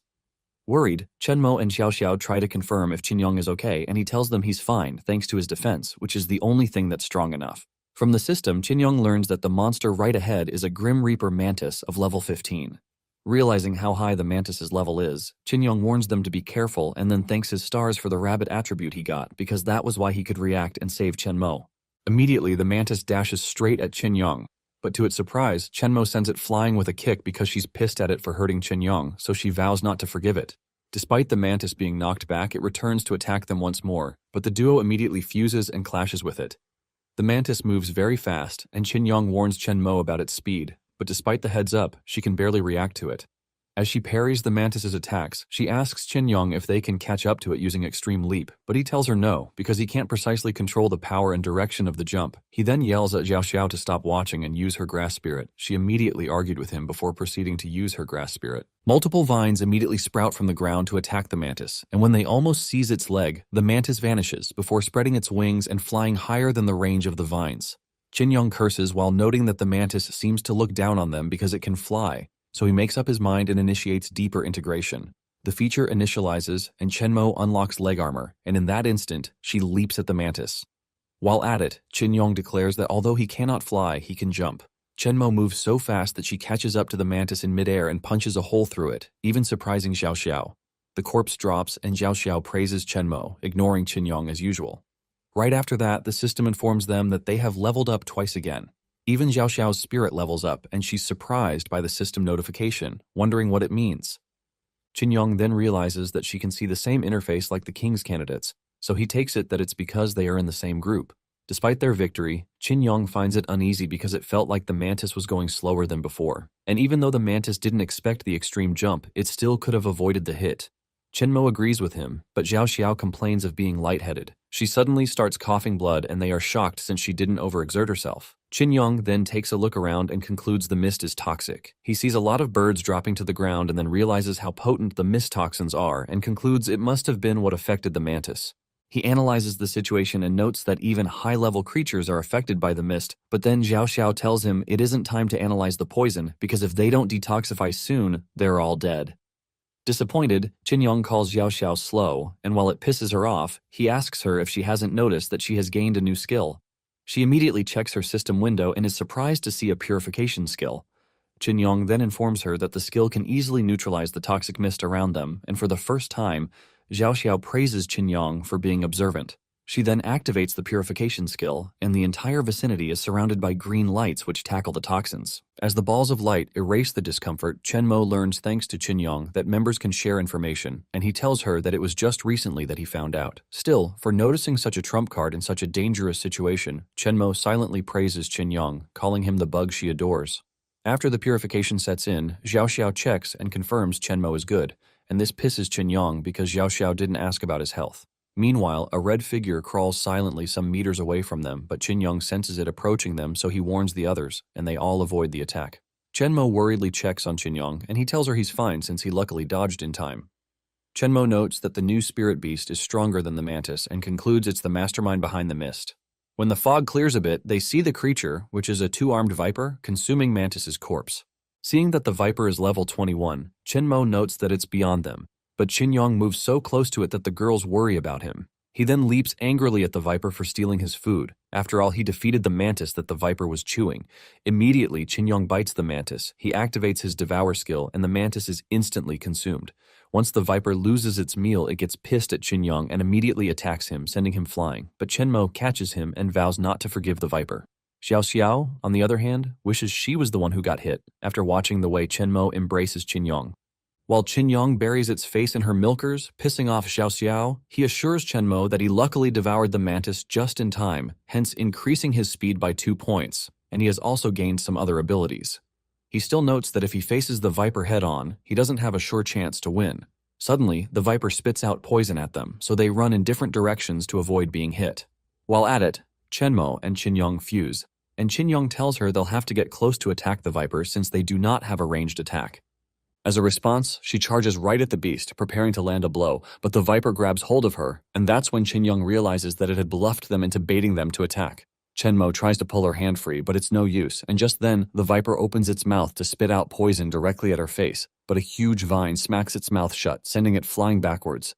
As Xiao Xiao, the source of the vine, yells at the viper not to forget about her, Chen Mo and Chen Yong praise her for saving them, but then Chen Yong, who recalls her level 7 stages ahead of the viper, asks her why she can't defeat it, but she tells him that it's because her spirit beast specializes in control and support. She assures them that she can help with crowd control, and she instantly activates her grass spirit beast to use vine thrust to block the viper. With the plants latching and grabbing the beast, Xiao Xiao signals it's time for the duo to defeat it, so Chen Mo leaps at the viper and Chen Yong says it's the perfect time to test their new ability. Suddenly, he creates a long sword and Chen Mo uses it to cut the viper in half. Once she lands, Xiao Xiao runs to her thinking it's over, and Chen Mo also asks Chen Yong if he wants to devour the beast, but then he tells them that it isn't over because the viper isn't dead yet. Confused, Xiao Xiao asks what Chen Yong means since she's literally seeing a viper's body on the ground. But then he explains that what they are seeing is a snake molt. To the confused goons, Chen Yong explains that when a snake's body grows larger, it sheds its outer skin that restrains it, and the shed skin is called a snake molt. Chen Mo says she didn't expect the viper to use such a method to escape, and Xiao Xiao hopes it won't come back to ambush them. Chen Yong tells her it won't come back because after shedding, the viper's combat strength will definitely decrease. He calls it the perfect time to hunt the viper, and once Xiao Xiao sees a massive hole right behind them, Chen Yong says the viper dug it to escape through the river. He then licks his lips, saying he'll devour the viper, and in the same minute, he jumps into the hole without fear in the world. Unfortunately for him, all his cocky comments end with Chen Yong landing on his head, but as soon as he spots a figure in the dark, he chases right after it to give it a bite. Only for the hard sensation to hit him like he bit a rock, so he falls down while yelling about his tooth. There, he realizes he bit an armored rat of level 5, so he looks down on it for trying to block his path, but unfortunately for him, the rat calls for backups, and he sees there are so many of them. That's when he notices the viper and confirms the saying that snakes and rats are in the same nest. Realizing he's cooked, Chen Yong runs for his life, and the rats give him a hot chase, so he uses his leaping skill to jump far ahead, and after seeing the viper nearby, he counters by leaping and striking it in the throat, causing the snake to crash. While declaring that there's no way he'll get eaten, more rats pour in from the other direction, and upon realizing too late, Chen Yong accepts his fate. Fortunately, Xiao Xiao sprouts her vines and saves Chen Yong from the onslaught. Worried, Chen Mo checks up on him, so he thanks her for saving his life and leaps into her arms. Seeing this gets Xiao Xiao annoyed, so she complains that she was the one who saved him. Chen Mo, on the other hand, is elated because Chen Yong said he needed her. He looks at the dead rats and says for trying to kill him they'll become his strength. He starts munching on the rats, devouring them with his skill and using them to up his defense little by little. Chen Mo looks at him as he eats the rats and calls him cute. Xiao Xiao, on the other hand, reminds them that they came down the hole to catch the viper, so she asks where it went. That's when Chen Yong spots it running off, so he announces its presence to the ladies. As they immediately chase after it, Xiao Xiao offers to clear the obstacles while they hurry and catch up to the viper. They notice a group of pink-eared poison bats trying to block their path, so Xiao Xiao handles them while Chen Yong tells them the snake is still weak and they should catch up to it. Spotting an exit hole, the viper quickly crawls towards it, and the others have a hard time catching up to it. When it gets outside, Xiao Xiao sprouts vines to block its path, and the viper looks back at them, realizing it's trapped. As Chen Yong tells it to surrender so he eats it, the snake prepares to go all out against them, but suddenly Yue leaps into the air, saying she has found the target, then she crashes into the viper with her huge hammer. The shockwave blows Chen Yong away, but Chen Mo catches him. Just then, Yue mutters that she has good luck for her team who just left their base and they've already caught up with the two armed viper. The system alerts them that it has detected a king's candidate in the host's vicinity. They are surprised, and they believe Yue is the king's candidate because Yue is the one leading a group of men. Yue then throws her weapon to her men before ordering them to tie up the viper and hand it to their valley master. Upon hearing Chen Yong speak, Yue's interest peaks, so she snatches him with her chain and says it's her first time seeing a talking spirit beast. She then reveals she has decided to take him back as her pet, but he tells her that he doesn't want to be her pet. Chen Yong wonders if Yue has found out that they are the king's candidates, and that's why she was kidnapping him. Chen Yong announces to Chen Mo that he'll strike Yue first now that they've been found out, but then Chen Mo dashes at Yue while yelling that Chen Yong is hers. She takes a swing, and thanks to Yue dodging it, she gets to keep her head on her shoulders. Yue leaps off the viper's corpse, and Chen Yong orders her to let him go, if she doesn't want to die.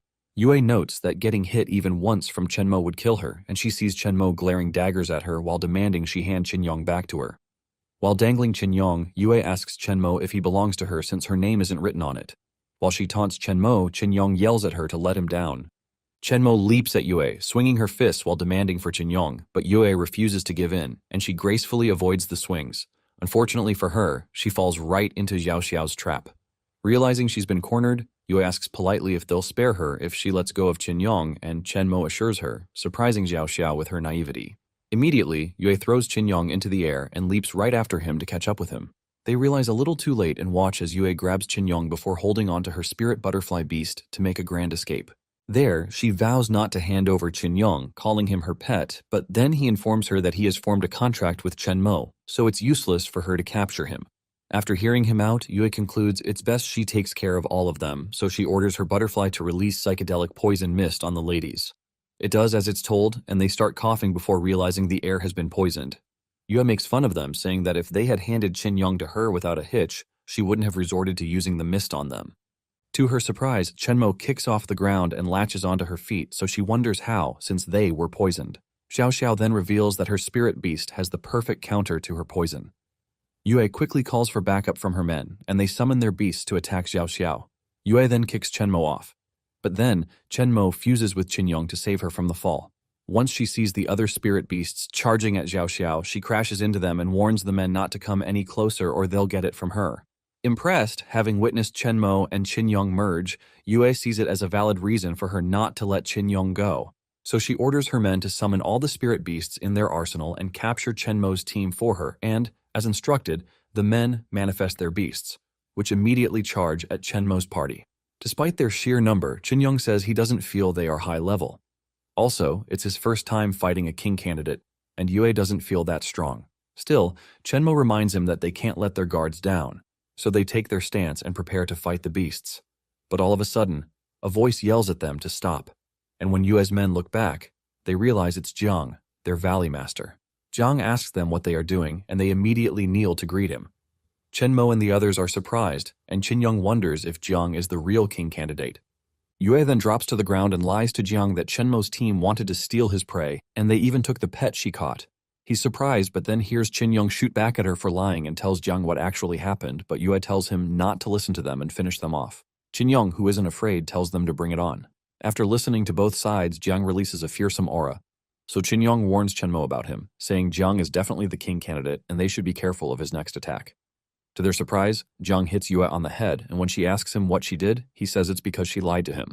Jiang then apologizes to them, saying Yue has a flighty personality. He apologizes for her misconduct, and Chen Yong likes him for being too polite. In defense, Yue tells Jiang that the viper delivered itself right to her, but then Jiang disagrees, as he believes Yue must have snatched their prey midway through. He turns to Chen Mo's team and tells them that the spirit beast is very useful to him, so he asks them to sell it to him. Chen Yong wonders what he wants to offer, and Jiang asks his men to bring a box for him. He opens it, revealing 100 low-grade spirit beast stones, which he believes are more than enough to buy the snake. He asks them what they think, but the other worlders have no clue what it means, and when they see Xiao Xiao overreact, they ask her what the spirit beast stones are. From her, they learn that spirit beast stones are stones rich in spiritual energy that slowly form over many years after a spirit beast dies.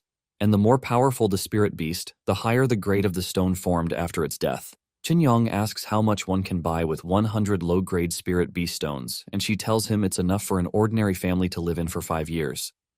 Without letting her finish, Chen Yong switches up and accepts the deal, and with that, Jiang tells his men to take the viper.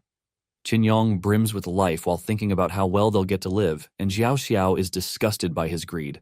Chen Mo, on the other hand, thinks Chen Yong is cute that way. After Jiang's men take their leave, they notice a poison fog around them, so Chen Yong orders Xiao Xiao to use purification, but she tells them she can't use it whenever she wants. Jiang sees they are in a bind, and from their reaction, he tells them that it's their first time in the poison mist forest. They are confused, so he explains that the plants in this forest periodically spray a poisonous mist, and right now the mist is at its thickest. He then offers to lead them out of the forest, and not only are they shocked by his generosity, but Yue also complains to him for being too nice to them. He tells her that the armed viper he got from them is of great use to him, so it's not too much for him to give them a hand. With that, he stretches forth his hand, asking them if they want to leave with him because staying in the poisonous mist for too long will be fatal. They pause and talk among themselves, wondering why he's helping them, and think it's a trap. Xiao Xiao then suggests they go with Jiang, and when Chen Mo asks Chen Yong, he concludes that it's best they follow Jiang to see what his sect is up to, and that's better than them dying or getting lost in the poisonous forest. They conclude and agree to follow Jiang, so he tells them to follow him, but before leaving, he remembers he hasn't introduced himself, so he tells them he's Jiang Fan, the Valley Master of Miaozong Valley. He also introduces Gu Yue as the Valley's Saintess, and Chen Yong says it's a pleasure to meet them. With that, they head back to the sect and leave the poisoned forest. By the time they arrive at Miaozong Valley, they see that the place is bubbling and learn from Jiang that they are coincidentally celebrating their once-in-a-decade sect festival. He then tells them he has important matters to attend to, and they are free to stay and check the sect out. After they leave, Xiao Xiao tells Chen Mo that she has a gut feeling that something isn't right with Jiang. Chen Yong agrees with her, saying they are in Jiang's turf and they still haven't made a move, so he wonders what Jiang is trying to do. Rather than beat themselves up about it, Chen Yong switches up by saying they should enjoy themselves and he's going to shop till he drops.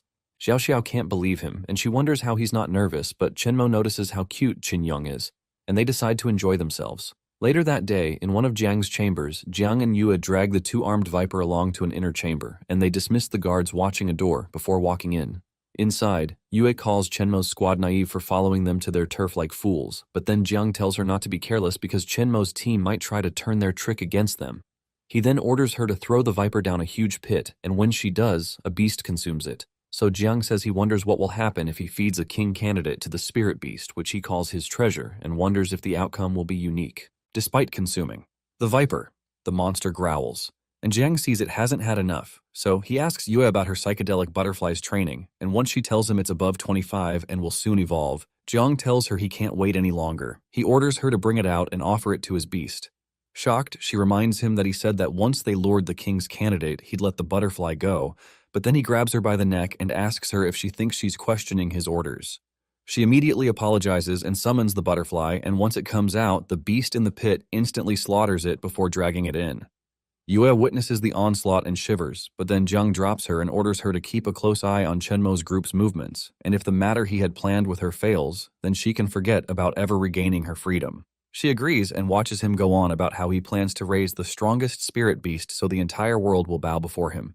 He laughs cynically to the point that Chen Yong, who is at the fair, shivers. Chen Mo asks him what's wrong, and he tells her he feels danger even though the place looks lively. Xiao Xiao then shows up saying he's overthinking it. They look at her and see her digging into the steak she's holding and praising the food. Chen Yong scolds her to be more graceful, but then she ignores him and tells Chen Mo to try out the steak. They dig into it, but once she mentions its deep-fried iron shell pupa, they spit it out, and Chen Mo is offended that Xiao Xiao can eat such a cute creature. While Xiao Xiao defends herself by saying she doesn't find them cute at all, Chen Yong complains about how once beasts are cooked, they don't add any stats. Not too far off, they spot a target shooting stall, so they head there to see the prize, and the shop owner tells them the rules and how the winner goes away with their grand prize, an iron shell pupa plushie. Chen Mo is instantly mesmerized by it, and she agrees to join Xiao Xiao to play the game. Chen Yong also wants to hop in on the fun, and the shop owner is surprised to see a talking iron shell pupa. Little do they know that they are being monitored by Yue. The participants fire their shots, and all of Chen Mo's arrows hit the bullseye, earning her a perfect score. She wins the plushie, and the shop owner cries while watching her go off with the prize. Chen Yong, on the other hand, complains and vows to beat her once he turns back into a human, and Chen Mo smiles at him, saying she can't wait, but until then, let her help him. Xiao Xiao suddenly calls out to Chen Mo to look out, and she avoids getting run over by a spirit beast. Confused, she wonders what's going on after sighting the red-maned flame-spitting bull that nearly ran her over. So one of the onlookers explains to her that the people riding the spirit beasts are from the spirit beast circus, and they specialize in performing spirit beast acrobatics and trading. He concludes that they must have shown up at the valley after hearing about the festival, and they plan to auction off spirit beasts. Learning about the auction and recalling that he has so many spirit beast stones, Chen Yong informs the girls that he has a great idea. Xiao Xiao thinks it's something underhanded, and she wonders what he's up to again. Moments later, they visit a spirit beast plaza and see it's a lively place where spirit beast-related businesses are carried out. Chen Mo then curiously asks Chen Yong why he chose to show up there, so he licks his lips and informs her that the caged spirit beasts are all walking attribute points. The creatures are immediately terrified of him, but just then a girl named Xiao Hua tugs at Chen Mo's clothes and asks her to give her the plush toy in her arms. Chen Yong angrily retorts that he isn't a plushie, but then she asks if she can have the big one. Chen Mo pauses briefly before handing the plushie to her, and this enrages Xiao Xiao, who finds it illogical for Chen Mo to hand over the cherished item to such a rude girl. Chen Mo, who sees her little self in Xiao Hua, replies that it's because Xiao Hua is cute. By the time Xiao Hua's mom finds out about it, she scolds Xiao Hua for asking a stranger, but Xiao Hua points to Chen Mo and says she gave her the toy. Quickly, the mother apologizes on her daughter's behalf, saying her child doesn't understand manners, but then Chen Mo lets it slide. Coincidentally, Xiao Hua's mother owns a spirit beast egg store, so she picks a giant spirit beast egg and hands it to them as a gift. Xiao Xiao curiously asks her what kind of spirit beast egg it is, but the woman says she doesn't know either, and her shop sells mystery spirit beast eggs, so the spirit beasts inside each egg are random. Xiao Xiao then laughs and tells Chen Mo that there's a possibility that the spirit beast inside the egg is a powerful beast like a Qilin. And when that time happens, Xiao Xiao suggests Chen Mo tosses Chen Yong away, because only then will she grow stronger. Outraged, Chen Yong yells at her. Then he asks the system what attribute points he can gain if he eats the egg. But the system tells him he won't gain anything because an egg form has no strength at all. He gets pissed and leaps off Chen Mo's hand, then leads the way to look at other spirit beasts, but then bumps into a familiar face. That's when he looks up and sees Yue, so he asks her why she's at the plaza, and she tells him that she came to buy a spirit beast since her old ones were too weak. She then asks him to make a contract with her, but he rigorously refuses. Chen Mo immediately yells at Chen Yong out of jealousy to stay away from Yue, but when Yue sees her holding a spirit beast egg, she laughs at them for thinking they'll get something good out of it. Chen Yong then replies that they can choose to buy whatever they want, and it isn't her business. Yue smiles at him and picks him up before asking Chen Mo to sell Chen Yong to her for 20 spirit beast stones. Chen Yong struggles and yells at Yue to let him go, but then Chen Mo grabs his tail and demands that Yue release him. Still adamant, Yue says she can offer a better price, but then Chen Mo says she isn't going to sell him, even if she bids 10,000 spirit beast stones. She pulls at Chen Yong's tail hard and refuses all of Yue's effort to buy him from her, and as they struggle, the egg falls from Chen Mo's hand and cracks. Immediately, a bright light shines from it, and Yue is stunned to see a phantom lizard. The beast immediately flies to her and forms a contract with her before perching on her hand. The shop owner then congratulates them on the spirit beast, calling them lucky. She explains that the phantom lizard not only has strong combat power, but it also possesses transformation and hypnosis abilities, and it's a rare beast. After hearing all of the spirit beast's abilities, Chen Yong thinks about consuming it to raise his attributes, so he lunges at it, but Yue refuses to let him gobble up the lizard. Annoyed, he asks her what she's doing and reminds her that the phantom lizard is theirs, but then she tells him that it has formed a contract with her, so it's not her beast. Chen Yong gets pissed, but then she promises not to take away the lizard for nothing, so she tells the party to follow her to a good place. Chen Mo and Xiao Xiao are puzzled, but Chen Yong glances at Chen Mo, and they agree to come along. Shortly afterwards, Yue takes them to a very grand inn, which outclasses the spirit beast sect, and she tells them that it's the best in the valley. After stating that one night at the inn isn't cheap, she offers to cover for their food and lodging while they are in the valley, as thanks for giving her the phantom lizard. Chen Yong furrows his brows and asks her who said they gave it to her and why she was acting so nice to them. Yue then replies that it's because she's a reasonable person. They hear some people discussing how generous the Valley Master was for handing them extra tickets, much more than they could use. Yue feigns ignorance about that, but then Chen Yong agrees to enjoy the luxurious hotel, and Xiao Xiao agrees before asking Chen Mo if she'd like to take a soak later together at the hot spring. While the party thinks of unwinding themselves at the hotel, Yue smirks and notes that her plan was successful. A short while later, they are taken to their room, and they love how aesthetically pleasing it is. Chen Yong enjoys the comfy bed, but Xiao Xiao insults him and tells him not to dirty the bed. From behind, they hear a knock, and the room service shows up with a full set of clean clothes as well as a variety of fine foods. Upon seeing the clothes and food, they readily accept it, and Chen Yong goes straight into stuffing his mouth with the goodies. Immediately after, the attendant returns to Yue and informs her that he has planted an item inside those clothes. Seeing as things are going according to plan, she says it's time for them to close the final steps, which is to close the net. Back in the room, after eating to his full, Chen Yong sleeps on the littered floor, and this pisses Xiao Xiao off. But then her eyes spot the hot spring right outside their room, so she tells Chen Mo about it and then suggests they take a bath together. Chen Mo readily agrees, and then Xiao Xiao's imagination runs wild. Minutes later, Chen Mo takes a dip and happily talks about how the temperature is just right. Xiao Xiao, who tries to catch up with Chen Mo, sees Chen Yong awake and demands to know why she's taking off her clothes. She calls him filthy and throws him into the hot spring. Chen Mo worriedly goes to pick him up to save him from drowning, and when he regains his senses, he's blessed with her huge factories. A while later, the ladies shout his name several times, and he finally wakes up, only to find himself back in the room. Xiao Xiao then explains that he fainted earlier, and it took them ages to fish him out of the water. She informs him that he had nosebleeds earlier from seeing Chen Mo, but then is disgusted after learning that he doesn't have a polished mind. Chen Yong recalls he saw something incredible, and he ends up losing more blood. Later that night, they see fireworks erupting in the night sky, and Xiao Xiao tells Chen Mo to watch with her by the window. As they adore the scenery, Chen Mo asks Chen Yong if he recalls a New Year's Eve where they watched fireworks together, and he talks as if he remembers, which makes her glad. Only for him to state how he recalled failing that winter swimming challenge, and he vows to beat her the next time.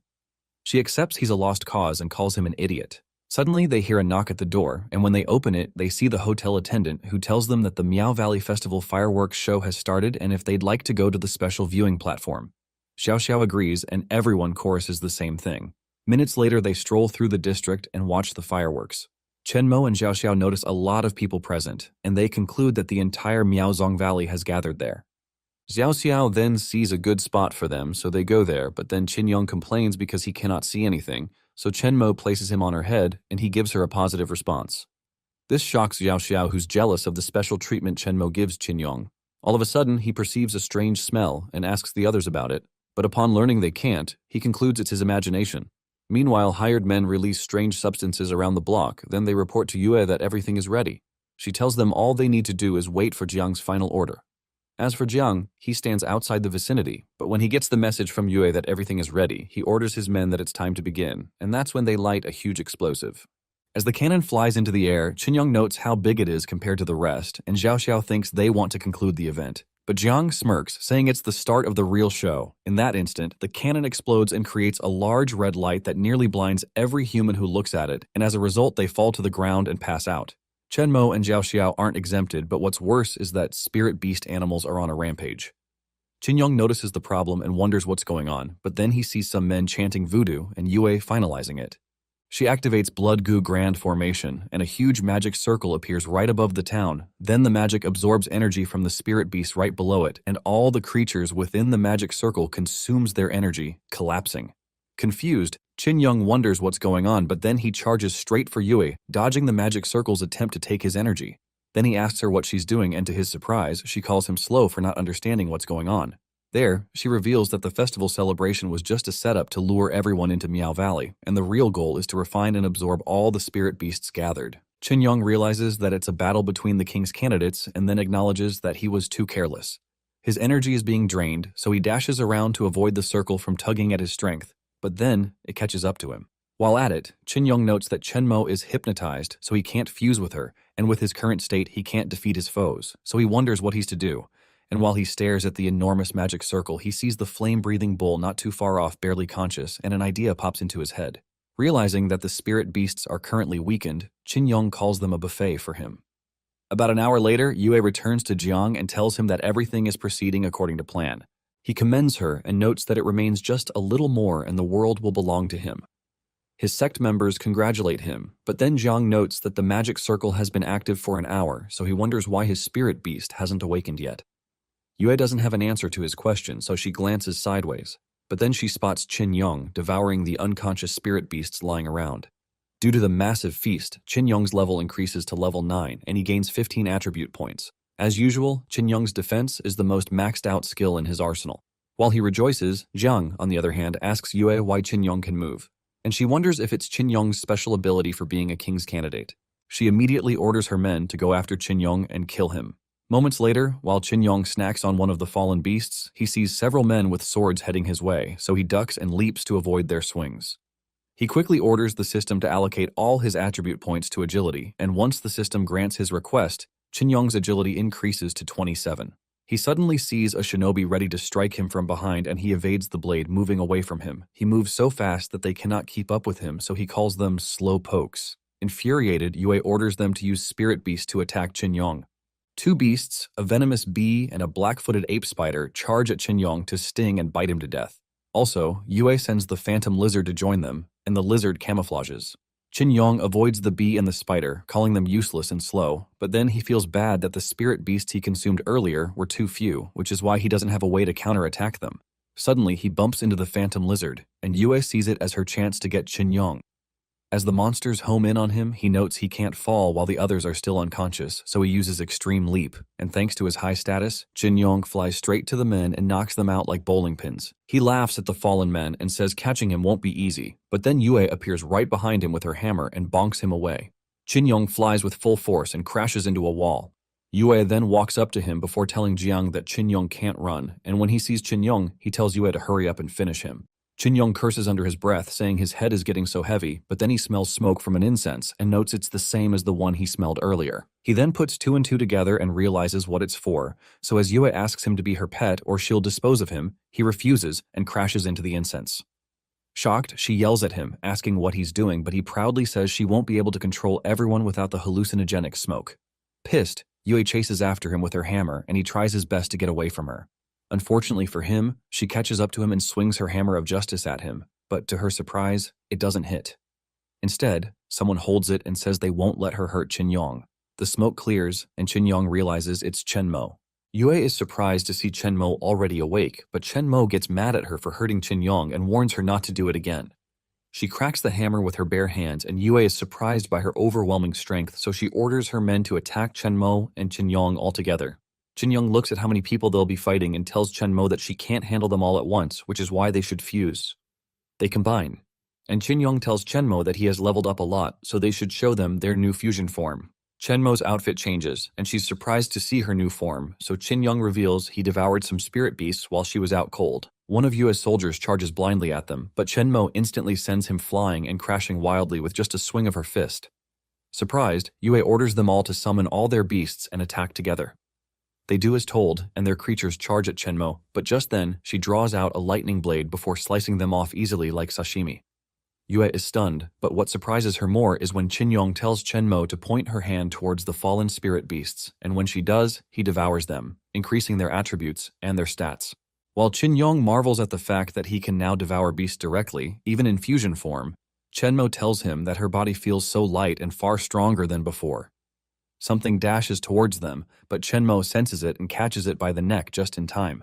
The invisibility wears off, revealing it's the phantom lizard, and Chen Yong laughs at it for not succeeding in its sneak attack. Upon seeing this, Yue yells at them to let go of her phantom lizard, but then Chenmo points her blade at her, saying it's time to settle scores with her.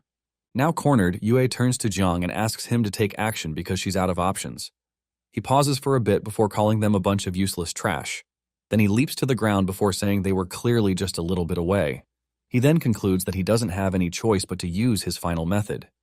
With that, he places his hand covered in energy on the ground and then beckons his spirit beast to come out, and the entire vicinity's fallen spirit beasts are absorbed to the bone. The owners are shocked, and as they cry out for their beasts, Chenmo looks at Jiang, who is entirely covered in spirit beast energy. The phantom lizard also loses its life force, and with Chenmo distracted, Yue snatches it from her hand and dutifully checks on it. She then calls out to Jiang and asks him why he's absorbing their spirit beast's life force, but he tells them to blame themselves for being too weak. He then assures them that once his spirit beasts absorb enough spiritual energy, it will definitely help them to take revenge. Suddenly, the ground vibrates as if experiencing a great tremor, and it has everyone worried. While Chen Yong and the others don't know what's happening, Yue says a monster is coming out.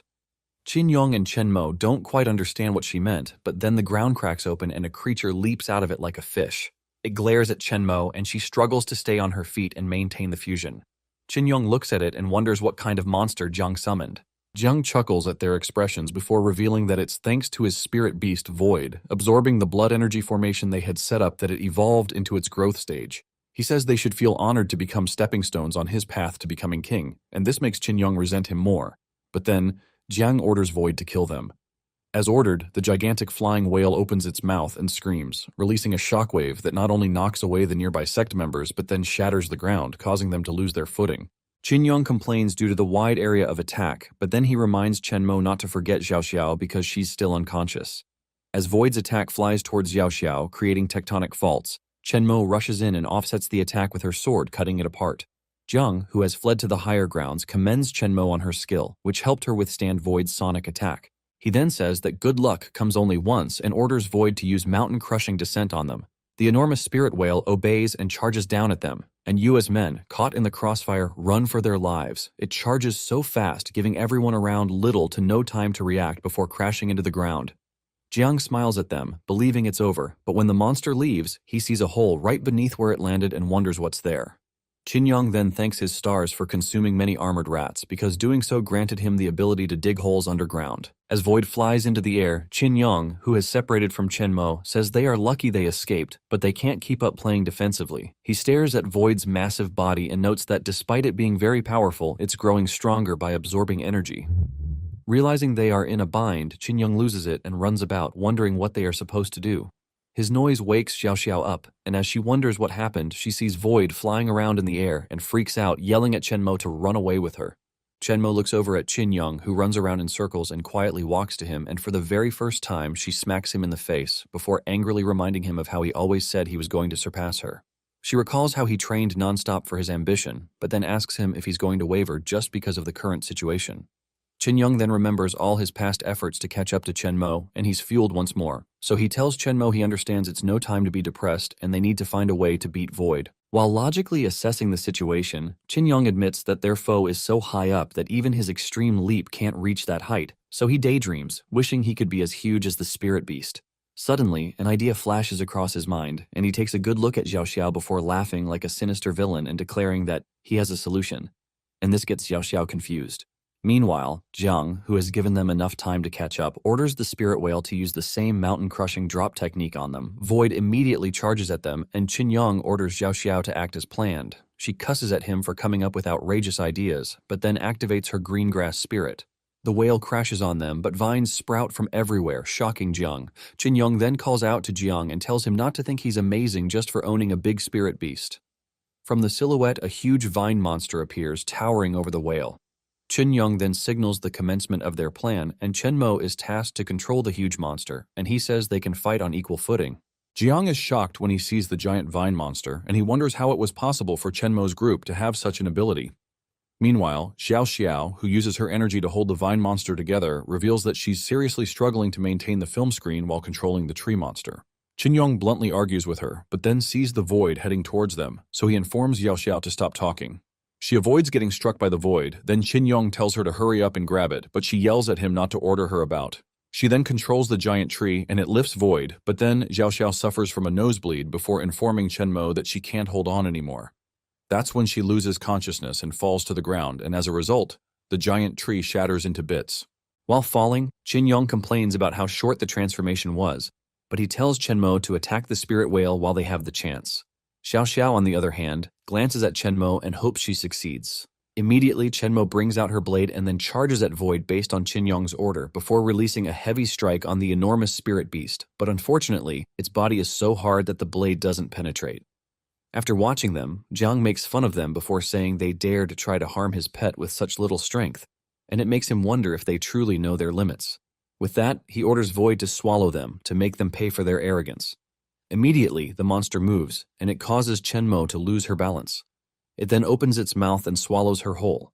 Xiao Xiao watches in horror and screams, but Jiang candidly tells her to stop, because Chen Mo will soon be absorbed and will become a source of power for his whale. Meanwhile, Yue, who hides not too far off, curses her luck and complains because Chen Mo and Chen Yong didn't stall the battle like she had wanted. As if possessing a tracker, Jiang calls out to her, and once she replies, he asks her to confirm what she meant when she had told him that killing the king's candidate would grant a reward, because nothing is happening. Yue then nervously explains that it's possible Void needs more time to digest Chen Mo and Chen Yong. She glances at her phantom lizard, whose energy is still siphoned, and waits, hoping for her plan to work. Jiang pauses for a while before telling her to forget it and announcing that, for starters, he'll just get rid of everyone. Yue's men are shocked by his decision, so they beg him not to kill them. After all, they've always been his loyal subjects, but then he tells them to prove their loyalty in the afterlife. Immediately, Void goes after them as instructed, and they run for their lives, with some of them begging Jiang to spare them, while the others curse the day they joined the Miao Valley sect. All of a sudden, green vines sprout from Void's insides, ripping holes through the whale and binding it, causing it to crash violently.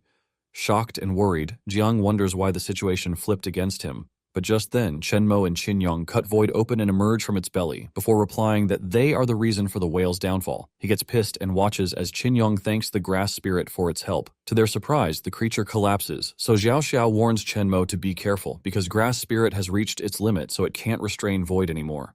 As a result, Chen Mo leaps off the whale while holding grass spirit, and Xiao Xiao dashes towards her. Chen Yong then explains that it's all over, since Void has already been damaged so badly from the inside that it can't move properly anymore. Xiao Xiao is surprised, and Chen Yong tells her the feat was only possible thanks to her grass spirit. Chen Yong then thanks the spirit beast, and as he tells it to have a good rest, the grass spirit vanishes. Immediately, Xiao Xiao happily latches onto Chen Mo, praising her for her cool moves. While Chen Mo's team reunites, Jiang curses under his breath before yelling at them for treating his pet badly. Chen Yong replies saying it's only natural for them not to show mercy to an enemy. Jiang then grits his teeth before laughing as he has lost it, and this confuses Chen Yong. Jiang then tells them not to get happy too early. Then he reveals to them that the blood chi formation was created not only to enhance his void fish's power, but for its greatest function, unlimited recovery. Which means that as long as the blood chi in the plaza hasn't been fully consumed, they will never be able to defeat his void fish. Chen Mo's team is shocked to the marrow, and just then Jiang orders Void Fish to get up and finish them. The gigantic fish immediately snaps all the vines restraining it and then leaps out of the ground to begin its onslaught. As Chen Mo's team prepares for another confrontation, Void shockingly crashes back into the ground. Everyone, especially Jiang, wonders what's going on, and Chen Yong takes it as the whale simply bluffing.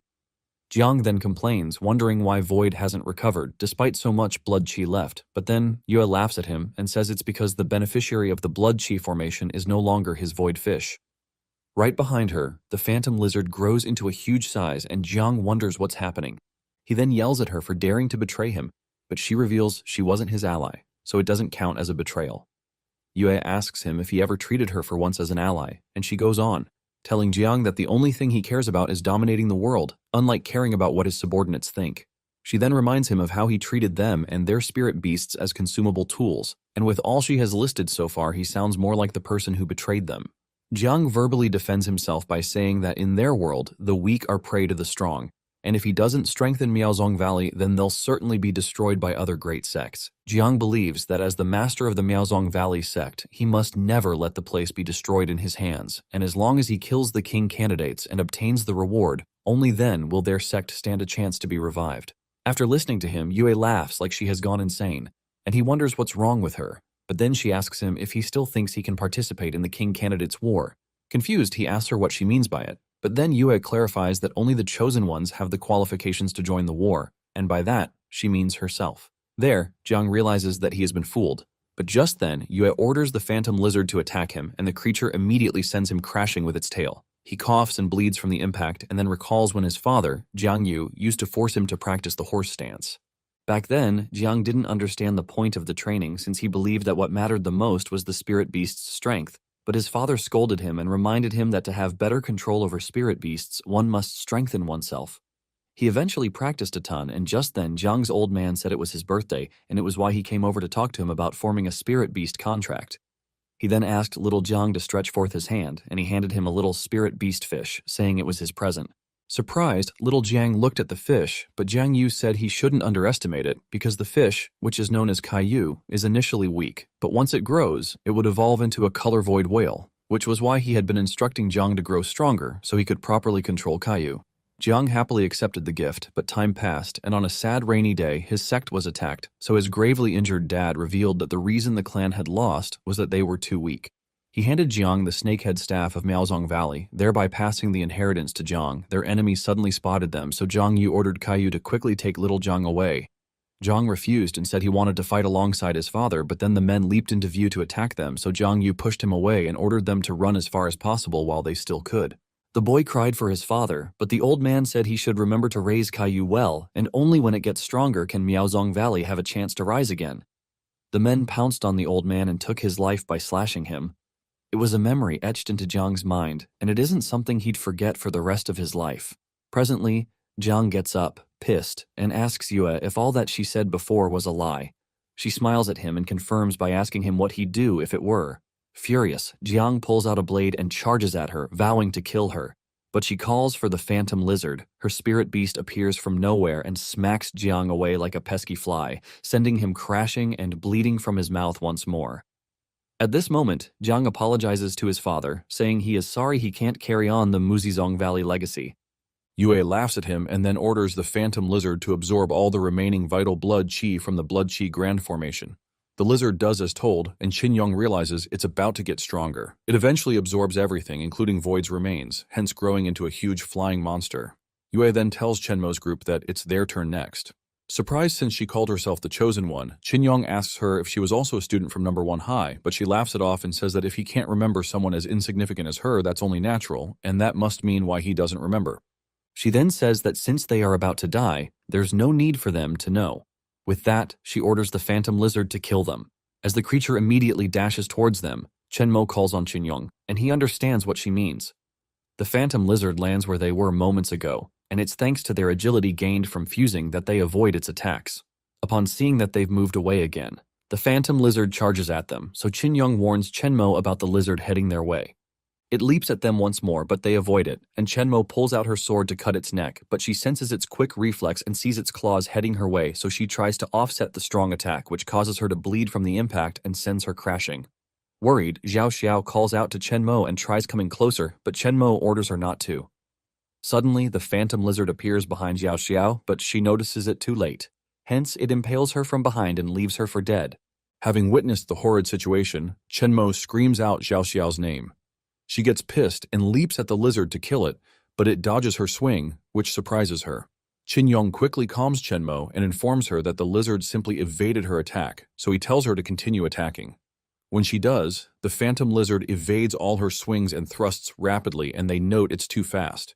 It then taunts them by acting as if they are a chore. But Yue, who wants it to get over with its task, orders it to stop stalling and finish the fight. The lizard then hisses while glaring at its opponents menacingly.